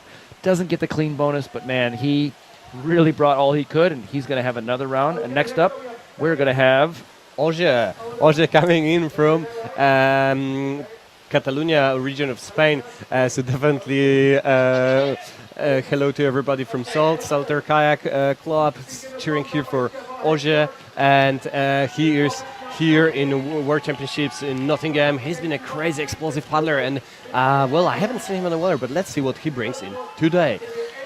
And here he goes with entry 2, great opening, setting up for the move, making sure that Masti goes around. Oh, he pulls it really hard into the back serve, but doesn't really manage to land it perfectly. He tries again to the other hand side. Rutter going into a spin, spinning around to the right hand side, trying a Magnasti again. It seems he's really tight in his boat, and as he takes off, the boat pulls him down, and he's looking for a Phonics Monkey. Oh my god, what a perfect pirouette execution. However, the loop, as we're going to come back to it, but that was a very nice execution of a loop, but it landed sideways. Now he goes for a loop. 90 points on the board for him. 10 more seconds on the buzzer as Oje is setting up at the top of the foam pile, plugging, going for a space. Good to the left-hand side. These angles are not looking very good for Oje. We'll see what judges have to say. But he's looking for the lunar orbit and not really maybe getting it, flashing out. Oje, 360 points for now. Yeah, you got to really end that lunar orbit in that back surf to sell it to the judges. The Space Godzillas, he's getting the twist. He got the air, and that's important. Required air on the Space Godzilla. People don't sometimes understand this. You can actually have a non-aerial loop. It will score. Obviously, they want air. They want huge. Space Godzilla, required air. The judges want to see under that boat. So let's take a look here at what the replay has to show. He's going to bring this around. I believe this is his Phonics, which looked really good. But again, that boat's coming down pointed at the left eddy there. Exactly. So that's the thing. You know, air obviously is very important, but what judges are looking for usually are the landings. Okay, so a loop has to be landed within 20 and 20 degrees to either side. Given the feature is slightly diagonal and the hull is definitely fitting to surfer's left, it makes it really difficult to land it nicely. And well, judging position at 45 degrees angle above above the upstream. 360 points for Ogier. That puts him currently a bit far, but he has a second ride to improve. And now we look at Toby Marlow. Toby Marlow, European champion just from Paris, so just from October, a few months ago. He's been here, and well, I'm looking forward to see what he has brought to the table. All right, coming in for that wing over attempt, really nice, right into some cartwheels. He wants to link things out. Didn't like maybe those angles in the cartwheel, so just went and did another one. Now he's going to bring over the lunar orbit, cartwheeling right back out of that. Very common move we're seeing. Most things to the right here. Going for the lunar loop. He said, hey, lunar orbit worked. Why don't I just throw a loop on the end? So he's 2 very high scoring trips. Now he's into his McNasties. That was a nice McNasty back blast back to the left. He's going to spin that McNasty all the way to the right, getting into that flushy spot, so he wants to move back over. Doing a great job, just move after move, and they're looking like they're scoring. The score is going up nicely. Back loop, beautiful black loop. We haven't seen too many of those today. And he's going to come back around, looking maybe for, a nice lunar loop right there at the end. Wonderful representation. Get right up there into the 800-point range straight away. Well, amazing ride from Toby, and a trophy move on the very end, trying to get a back loop McNasty combination. That definitely got him extra points on the very end. Well, very solid ride from Toby. You could have seen like how he was pretty much linking every move. So, well, he landed an entry, went into cartwheels. He landed a lunar orbit, he went into cartwheels. And same over and over with pretty much every move. So the scores are going up and down. Judges are making sure to give him the most they can. But there's been a lot on the table. So definitely a difficult ride to judge for Toby. A beautiful way of a lunar loop over here we can see on the replay as he was going for it quite far, but he still managed to pull it around. And 10-20 it seems for now. Well, he just saw former world champions in the previous round, former world cups in the previous round, and he saw those scores. 1,020. He said, I gotta get 900 plus. I gotta get 1,000, and he did. He knew exactly. And in this very round, he's got Mason Hargrove, former the reigning junior world champion, now having to duke it out with the guys. And we're going to see him here shortly. But Toby Marlow really showing he deserves to be in quarterfinals, and I suspect he thinks he can go all the way to finals. For sure, that's a dream of every competitor here. You know, it's not about winning today, it's about making it to the next round. And that's a lot of, says a little bit about tactics for the way the paddlers are actually paddling. And now we're looking at Mason Hargrove representing USA, Columbus, and dropping into the feature right now. And he goes with huge entry move. Oh my god, that was definitely a beautiful execution. Looking at that lunar orbit on the right hand side, not wasting a second. Straight into McNasty to the right hand side. Beautiful air on this one. And into a Phoenix Monkey. Such a great execution. He manages to not move in that feature, which is very crucial as he goes for that left McNasty. Definitely getting another air bonus. The ride is looking so good for Mason as he goes for a lunar loop. Oh, he's a little bit behind, but he manages to paddle in. Very strong paddler. He made it to Norfolk top 10 last year, so definitely he has a lot of power he's plugging in, but he knows that was not a perfect plug. He wanted 10 more seconds as he goes for a huge aerial loop. As he is setting up again, last seconds, look for that Phoenix in the last second, and he is landing a massive ride from Mason Hargrove. Oh, definitely a better run than his first one. He had a much better command of everything. He really only had to fight it a little bit, moving himself around. Mason's here with his mom and his two sisters in the junior competition, and she is sitting in 6th place, I believe, in junior women's. His other sister got 2nd place in what was essentially what we'd call in the U.S. a cadet, but under 14 years old in the Young Guns competition, and 1,200 points for Mason Hargrove as we watch how big that entry move went. Entry moves now can have bonuses. They can be linked. They can have air. He definitely looked for maybe the huge bonus on that. Looking at his Phoenix Monkey, just perfect execution as he comes around into that loop with the pirouette. So that's Mason. He's done. His scores are set. He has to wait now and watch not only the rest of this heat with Visa, Dimitri, Odegar, and Toby, but the rest of all of the men's heats. And up next now we have Visa from Finland. There was a few Finnish paddlers here coming out representing Scandinavia. Visa's coming down. He's going to look for his entry move. And here he goes, kicking off with a nice entry. McNasty looking for that lunar orbit straight away, not wasting any time, throwing the boat around, trying to spin it around. as he spins into Magnassi to the right-hand side. Beautiful combination out there for Visa, well done. And he is setting up for next move, making sure he's a perfect setup, looking for a lunar orbit. Getting a little bit flat on that end. I think he already done it, so I think he was looking more for a lunar loop on this one as he goes for Magnassi to the other hand side. Well, this one didn't work, so I'm going to try it one more time. And now he looks for Phoenix Monkey. Great execution. 10 more seconds on the buzzer for Visa. As he goes for Space Godzilla into a loop. Oh, beautiful execution. Time goes 2 more seconds. One more trick, Visa, come on. And here he goes for lunar orbit just on the time. Unfortunately, flashing, not sure whether he's going to get it, but that was amazing ride. It might just been. You know, so the flush rule, they have to bring it down and establish. I think he did. It's not up to me. It's not up to you. It's up to the judges. But that lunar right at the end, he definitely brought that before the buzzer, and he ended in that back surf. I would hope they give it to him, and the score is looking like they may have. That's a really good score, ticking up there, plus 1,000 points. The judges will have to get that all completely sorted out, but he is looking really good. Right now, we're sitting right in the middle of the men's heats, so these guys are fighting for those top 20 spots, which will go on to quarterfinals. Both runs count in this. They have to bring a very consistent set of runs in order to qualify into the next round. So let's take a look at Visa's replay here. Beautiful McNasty, establishing that back blast. This is the Phonics Monkey. Loops a little off to the left, but he may have been within that 20 degrees. I don't know, that the score's ticking back down. The judges didn't like a few of those things they may be talking about, and there it goes right back up. This is the joy of live scoring. We get to see the scores move around. So it's all fair game until that score goes green. Currently sitting in 24th place. We know he will improve. That is not his final ranking. It's just a matter of where he slots, and there he is right into 7th place. 1,013 points, puts him way up into the top of the heat. That's sitting pretty good. I don't know if he's safe. I haven't done a count yet. Could be that there's enough paddlers to knock him off, but that's a pretty good spot. Definitely. Well, we cannot know whether anybody's safe until we see pretty much the last paddlers to go. But that's definitely a good place to be sitting at 7th place. I want to say he's safe, but now we are looking at Dimitri, most of it in his second ride, currently sitting in the 35th position. Oh my God, he's missing his entry move. Up. Come on. And that's what he tried to avoid the first time. This time he came in and said, I'm going to get the entry move, and boom, flush. So his first time around, he took that calculated non-risk. This time he took the risk, and it did not pay off.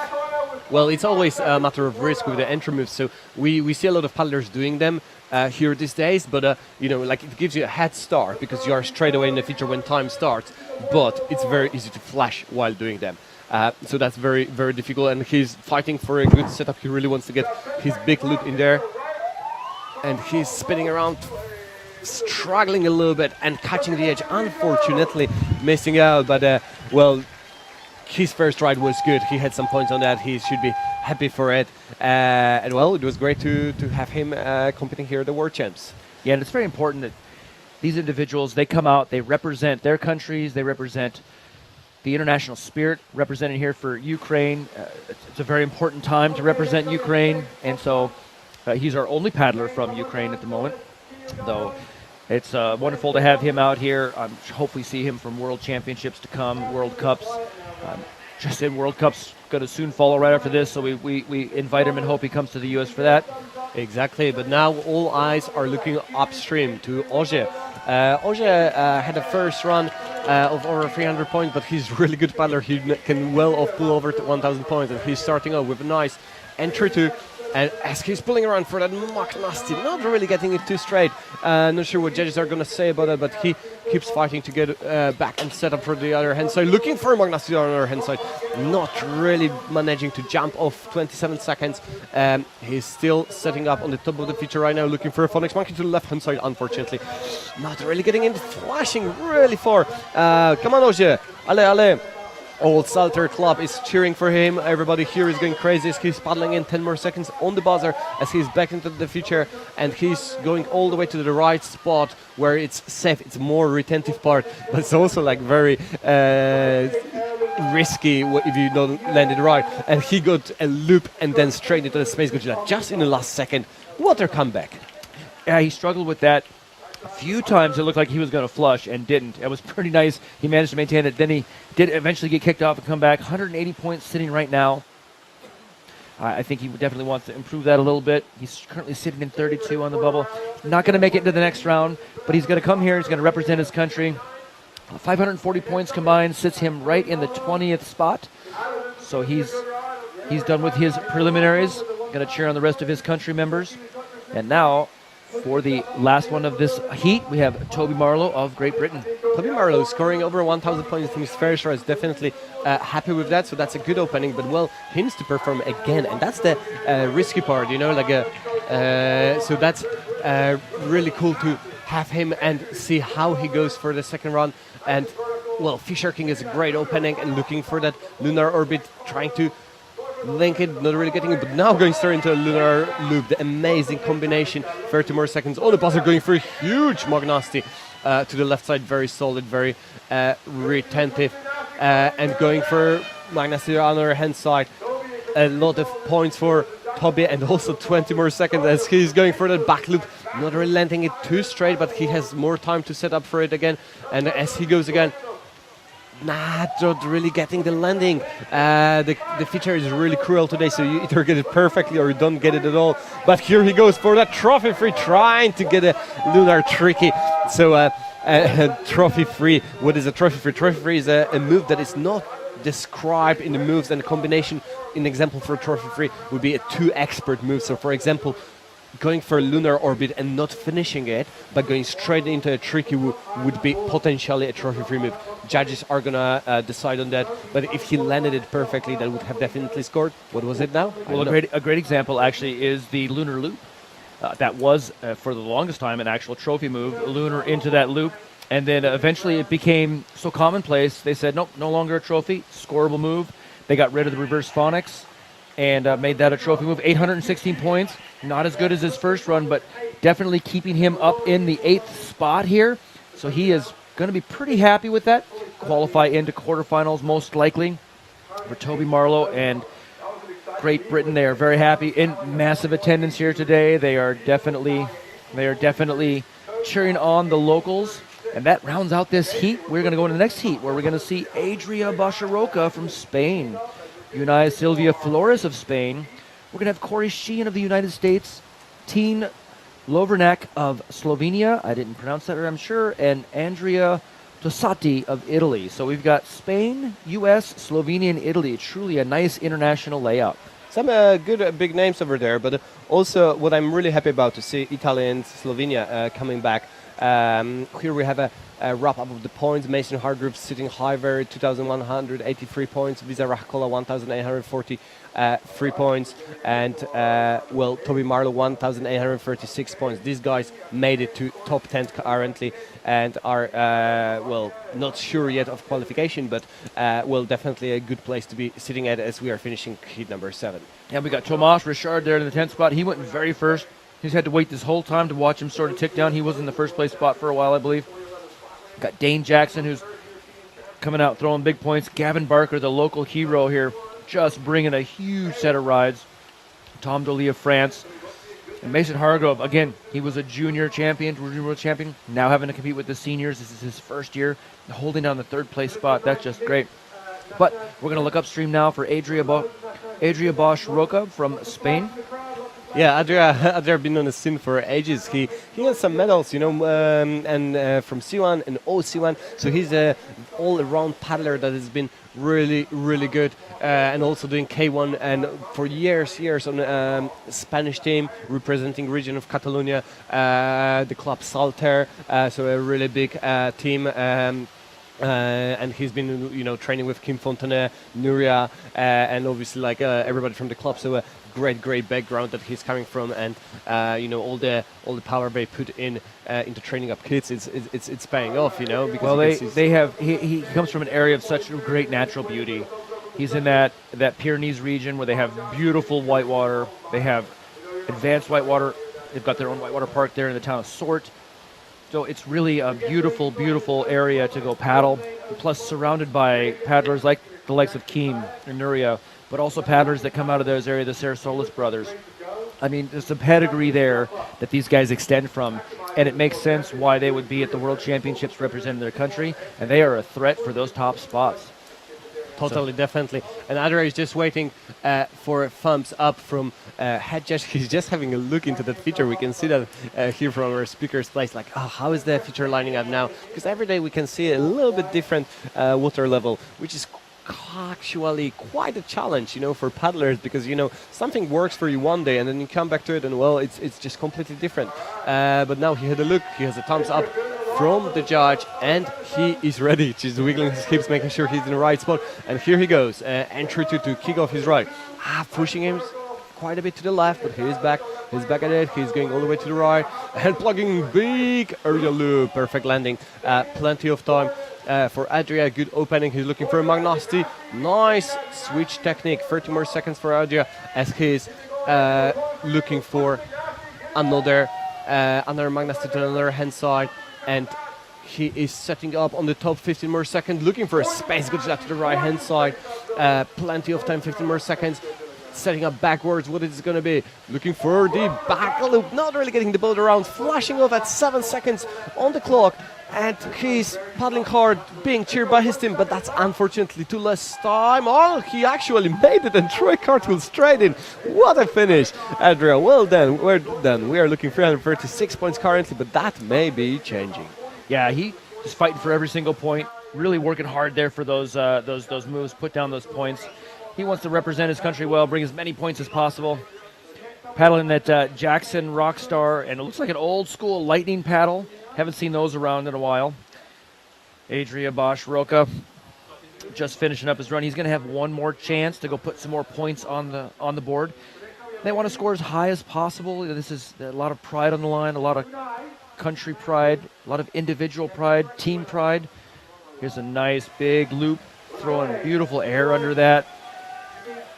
And the replay showing here what his Space Godzilla looks like. Nice example of a twist in that Space Godzilla. And this will bring up next round, or next round? Unai Silva Flores, 296 in the meantime for Adria. Definitely a score he wants to improve in his second run. Now we're looking at Unai coming from Sword Kayak Club. Also always very well represented team over him. Oh no, sorry. Unai, obviously he's coming from Saltaire, so representing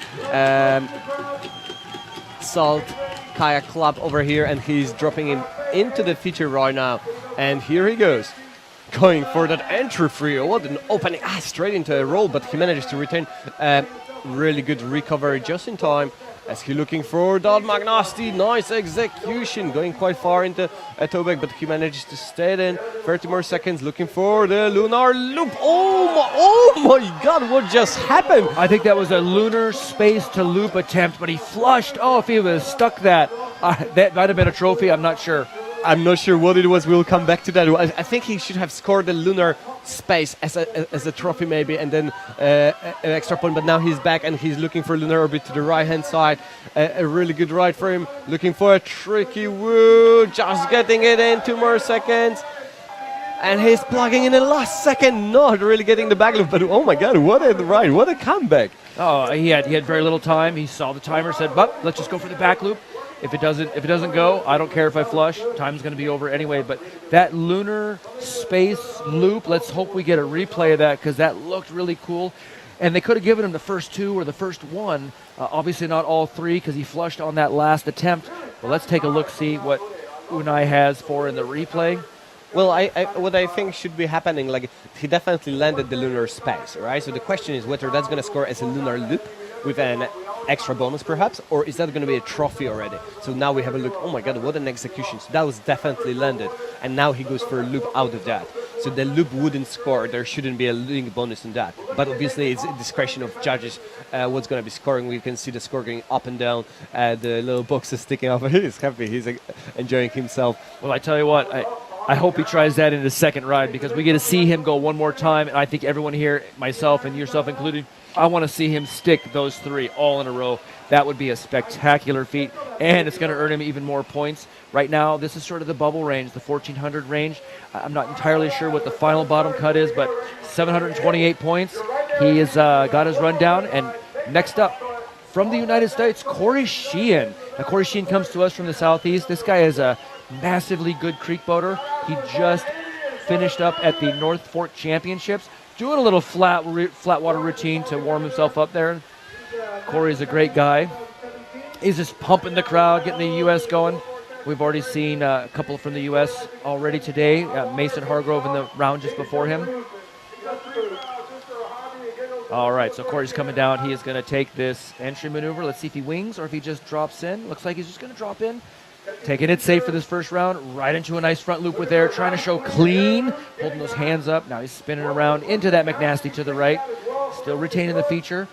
Corey is one of our main green race competitors. He travels all over to really good creeks and rivers. Pulling those phonics around a little flat. I don't think he's going to like those. He might want to go back and get a few more of those. Now he's going in for that space to the right.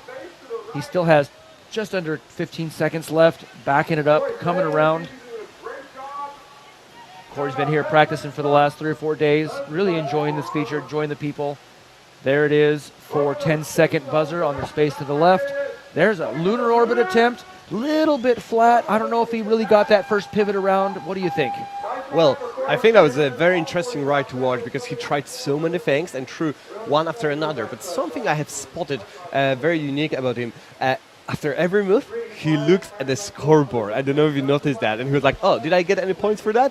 Was that good enough? And I was like, okay, should I do it again? Or they didn't like it and I'm just going to go for a next move. So there was a bit of tactic going on there, which I really, really loved that. But also a lot of angles were slightly off. But I'm sure he can improve on the second ride because definitely he has a range of the tricks.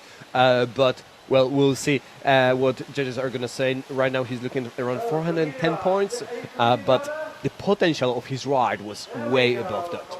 Yeah, and you can tell by the score what you're getting. So right there, 356.67, that means 2 judges gave him something, the third didn't. Nice, beautiful loop, really trying to buy clean, and there it is, final score 356, currently sitting 34th. He's going to have to bring at least a 1,000-point ride, though, to bump that up, I think.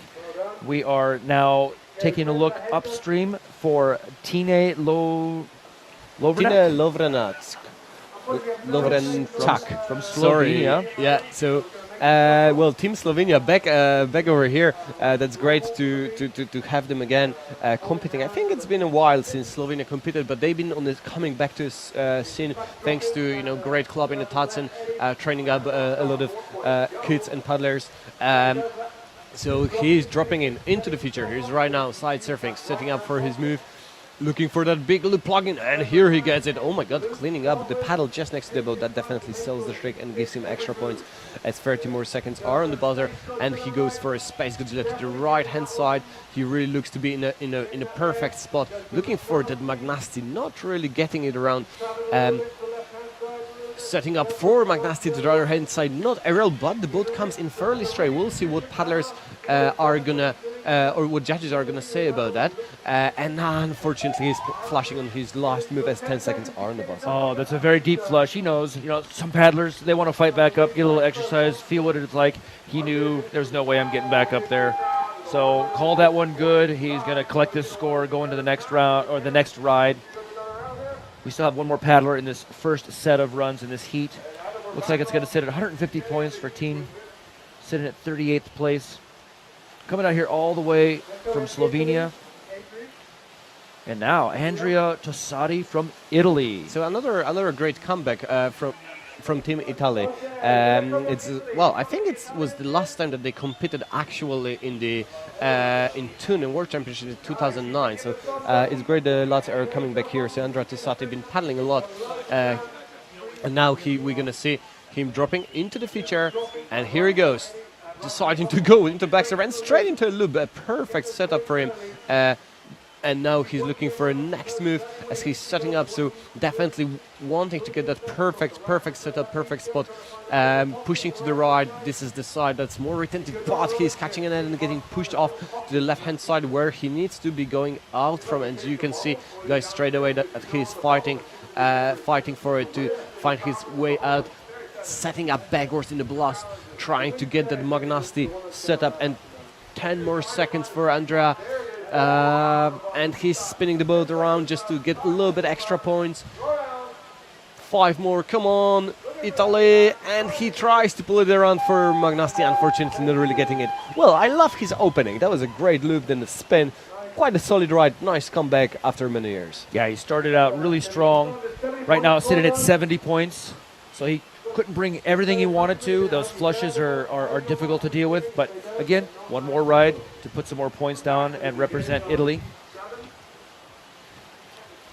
So next paddler will be coming back to the top of the order. We'll look at Adria coming from Salt Kayak Club. He's been on a 4th on the OC1, 9th in the C1, and 29th in the K1. Well, we'll see what he has for us today. Now he's dropping in, and he's starting off with a nice Fisher King entry two. Getting pushed out, but he's paddling strong, and he's making it back to the feature. He's setting up on the right-hand side, plugging in, going big aerial. Beautiful execution of a loop, going towards the shoulder.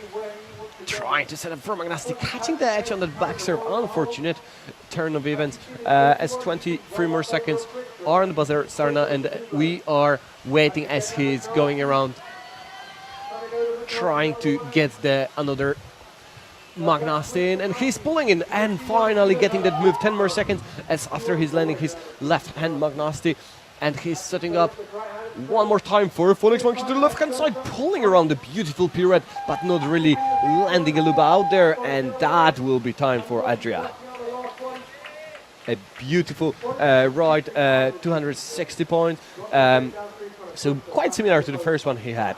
Adria is focusing on the C1 mostly and OC1. He's been first in World Championships in 2011, so he is a world champion from OC1 from World Championships in Plattling. So the World Champs are going to be coming back to Plattling in 2025, so hopefully he will make a comeback. And then we're going to still wait for his point, and his point is total 556 points, and now we're looking at Unai. Unai is crowd's favorite. He loves being on the mic, so I hope he's going to come in here. He's a very talented MC for sure, and the people are going crazy as he is dropping into the feature. And he's in 2, 1, and beautiful entry Magnasti, a great opening for him. And he's looking for beautiful execution of Magnasti to the left-hand side, straight into lunar orbit, trying to get it into loop, not really getting it, but getting some points for that move for sure. Trying one more time, this time in lunar orbit again. 23 more seconds as he's fighting to get that perfect setup, looking for a tricky move. Very nice execution over there, plenty of time. And the Magnasti on the hand side, I'm not sure about the landing, but he's still in 10 more seconds for Unai. And looking for a space, Godzilla into a loop. What a combination! 3 more seconds. Come on, Unai, one more. And that is the time for him as he chases that last trick. Oh my God, what a ride. This space loop was incredible. Oh, he really started a little slow and then turned it up right through the middle of that all the way through to the end, and his points just started ticking up. And right now, 733 points sitting there, waiting for that to go up. He knows what the scores are. You can see here, you can see the top 5, you can see the top 10. Beautiful entry McNasty right there. This entry move is sort of textbook entry 3, what they're wanting to get immediately right off the bat, a couple hundred points. As he's fighting around for all of these moves into the into the lunar orbits. And he sees all these paddlers. They did a lunar left, they did a lunar right. Some of them now doing lunar loops, some of them trying to do lunars into trickies. He knows, I got to get those points up. So let's take a look here. Yeah, definitely. It takes a lot of tactics and, preparation and awareness. While you're in the zone, you're like super focused and you know what you want to be doing. And suddenly you have to change your mind or like, oh, did I land? Did I have it right? Do I do it again? So Unai is just happy there with his rides, but he wants a little bit more points. Yeah, 730 was his first round. He's improved on his first round already. So whether it's going to be 776, 780, maybe it's going to go down a little up. We'll see. He definitely needs a little bit more points to be making it to the quarterfinals, and that's where he wants to be. And we want to see him there because, well, he has been showing amazing performance. This lunar space loop and the space loop in the second ride, definitely amazing rides. And score 723.33 points. Currently 18th place, total 1453. Well, that might be a little bit short. So he's in a qualifying spot. We were guessing earlier, was it going to be 14? Is it going to be 15? Is it going to be 16? I sort of called maybe 1,400 points, but now it's looking like these guys are bringing it up So coming down now, again, Corey Sheehan of the U.S. So Corey scored 356 points on his first ride, and well, definitely he wants to improve that, and well, he has a range for it. As we were mentioning, he was trying a lot of moves. I think he tried almost on the score sheet, but the angles weren't good enough. So what he needs to do right now, he needs to improve his angles. And he's working the crowd. He's blowing some kisses to the judges there. He's really having fun out here, and that's part of this, right? We have people, they all want to win, but it's really great if you could have fun at the same time. So Corey's going to drop in. Same thing. Not going to do an entry move, just going to start from the top and immediately plug for a nice big front loop, putting plenty of air into that boat, maybe huge, spinning around into the McNasty into the right. Now he's into his routine fully. McNasty the other way. Oh, really maybe established the back blast, but that loop definitely came down wrong. He's going to probably want to go back and get that. I'm sure there's a coach there telling him what's going on. Oh, and he flushes on the phonics attempt, forced it around, was not able to really get that loop off. However, he still has 15 seconds left here. He can get back into the feature and throw down some more points. Taking his time. Here he is focusing back into the feature. Oh, and he catches a bow and squirts right off the feature. Oh, and into the side. There's that little bit of creek boat action for you where, yeah, you run into rocks all the time. I'm going to stay upright. Back into the feature, spin around, a little bit of a stern pirouette for fun. Give it up for Corey Sheehan, ladies and gentlemen, at home. He really came 290 points. That's not going to be enough for him to go on, I'm quite sure. 646 points combined. But Corey's having a blast as he does a little bit of downriver freestyle. I'll tell you what, he's enjoying himself. He's supporting the U.S. team. He's supporting all of his friends and multiple teams across the world. It's just great having these guys here. Yeah, amazing performance, and that's what freestyle is about. It's not only about performance. Obviously, like, we are here and like super focused on what we want to do, but like out of these two rides, we are just loving freestyle and loving being here and throwing down the tricks, pushing each other forward. And now we're looking back to Tine Lovrenchuk as he's dropping into the feature. He's deciding to drop in straight in the front surf to go for that Space Godzilla straight away. Unfortunately, he is flashing out, paddle, up, and he is back. Okay, he managed to use the toe back to make it to the feature. 30 more seconds as he's in, setting up on the shoulder, making sure he has a perfect spot for a loop. Not really getting it yet. Plenty of time, looking for a McNasty. He really wants to be in a perfect spot to do it. Doing something interesting, kind of a back cartwheel, unfortunately flashing on it, and that's going to be time for Tine. Thank you so much, Slovenia. He's had a little bit of a rough go of it. Definitely got in there and started his routine really strong, but just couldn't quite keep it around. Sitting right now at 20 points. 20 points will be his final score for this round or for this ride, and that will bring him a total of 170 points. Not enough to take him on, but he's here representing his nation at World Championships. I hope to see him in the fall at World Cups on the wave. Some of these hole boaters, as you're well aware, they're really good on a hole, not so good on a wave, whereas we have the exact opposite in others where, some of them just tear up the waves, and they're not so good at holes. So let's see how that's going to go. But right now, Andrea Tossati of Italy dropping in. He's going to just nice little drop in right into a front loop with air. Methodical, textbook. Nothing very fancy about it, but it's points on the board. Catching an edge, but retaining the feature. He really wants to fight back up to that right-hand side. So it sets up because it's going to move him left as he goes through his moves. Another edge catch, but he's going to fight back in there nonetheless. He has what he wants to do. Looking for that McNasty. Got the back blast, got around. Looked like a good loop. Again, points on the board. Fighting it back up. Moving point. Oh, the nice Space Godzilla off to the left. His first ride score was only 70 points. He's already doing much better than that. Moving it around, so McNasty the other direction. Here he is just moving some loops around. Oh, and he pops out way deep. He only has a second left, so he's done for this one. But a much better performance, 70 the first round, and this time retained the feature better. Well, definitely he did, and he has to be happy with his ride. 250 points. That's a much improvement. That's nearly 3-4 times more than on his first ride. This McNasty was a beautiful execution. 250 points. Straight down, no many doubt. The tricks were well executed, and his result is out. 320 points will be his total score. That means we are going to be moving to hit number 9. Heat number 9, and that's the packed one. We have some big names here just for a start. So Harry Price, a local paddler, local hope. Followed just by Robert Crow, straight away with Takafumi Fukuoka, Barry Lofnane from Ireland, and Max Top Mugglestone from Denmark. So well represented heat from all around the world with Great Britain, Japan, Ireland and Denmark, and well at least 3 huge names, but obviously not to bring down Takafumi and Max, because I'm excited to see what they're going to show as well. Yeah, a lot of these guys for Great Britain were very good juniors back in their day, and now they've come up into senior category. So they are going to come and represent. It should have a really wonderful reception from the crowd. But again, another one from Japan.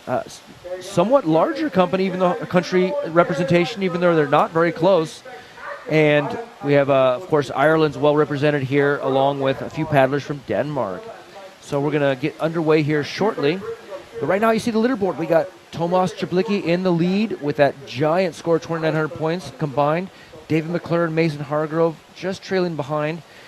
And earlier this morning, Tomas Richard, one of the first ones to go, still holding on to that top 10 spot. And we got a great representation of nations on here in top 10. We've got USA, we got France, Great Britain. Finland is up in the top spot, along with Canada and Ireland. But Poland right now holding down the top spot. I bet you're happy about that. For sure I am. It's well, great to see Polish flag waving on top. Well, hopefully it's going to be able to stay there. But we'll see what it shows. The paddlers are amazing from all around the world. And also, like, something we should know about, it's preliminaries, right? So the tactics for this round are completely different than for every next round. And especially towards the final, right? So the paddlers are taking much less risk. They are focusing on certain tricks that are going to give them nice position just into the next round, rather than just pushing into big risky moves that would keep them out potentially. Absolutely. So we have about a 25-minute break. We're going to come back here at 2:15 local time. Right now it's local time 1:42. So please stay tuned for that. But yeah, as you state, the tactics are very different. Dane Jackson was a great example of that. Dane Jackson, who can come down and throw probably one of the biggest entry moves, did a wing over. And you see that it's conservative. It's not coming out here explosive. He doesn't need to win the preliminaries. I suspect most of these paddlers will want to put down a big enough score, and I do believe next round they will be vying for top spot, because after the next round, it is really important to have that top spot. As you know, the higher you score, the later you go, and you get to see exactly what's in front of you. You know, that paddler just did all of his McNasties, all of his Lunars, all of his spaces. If I don't do that, I'm not going to beat them. For sure. Watching this, the other paddlers goes can be also very stressful, being somewhere on the end and like, oh, this is kind of where the bar is right now. But look at this name. They were playing so well at the trainings, and now they have flushed, and that can be really big stress factor. So there's, it's a draw, it's a lottery where you're going to go first or last in preliminaries, but there are like pros and cons about being so. When you're first, you just go down, you don't care about anything else, you do your job, and that's it. While coming on the end, I'm like, okay, well, all I need to score X, Y, Z amount of points. However, that can be messing up your ride you were preparing for. So a lot of tactical game going out there. Absolutely. And it used to be that they would not even publish the scores for preliminaries, for the specific reason that the people who go first do not have an advantage over the people who go last, whereas the people who go last, they already know. So now, in this day of live scoring and broadcast, we really do need to show the scores. It is important for the paddlers and for the spectators. It's very difficult to go through a couple hundred paddlers not knowing who's in first. We're a YouTube, TikTok, Instagram culture now, and it is what it is. But we do get great feedback from these systems. We get to know as they're scoring, and most importantly, the paddlers get to know. Yeah. And while, yes, in preliminaries, it's not seeded, it's a random lottery draw. It is what it is. One of the first paddlers to go this morning was Eric Jackson, very early on. So we don't want to try to play any favorites, and certainly we want to be as impartial as possible. Though, me personally, I like to see everyone succeed. I like to see my team succeed, and I know everyone wants to see their team do really well. Well, I'm Hojo for Tomas, or for Bartosz, excuse me. I'm getting my Polish mixed up. I'm Hojo for Bartosz. We're going to take a short break and bring this back to you here in just a few minutes.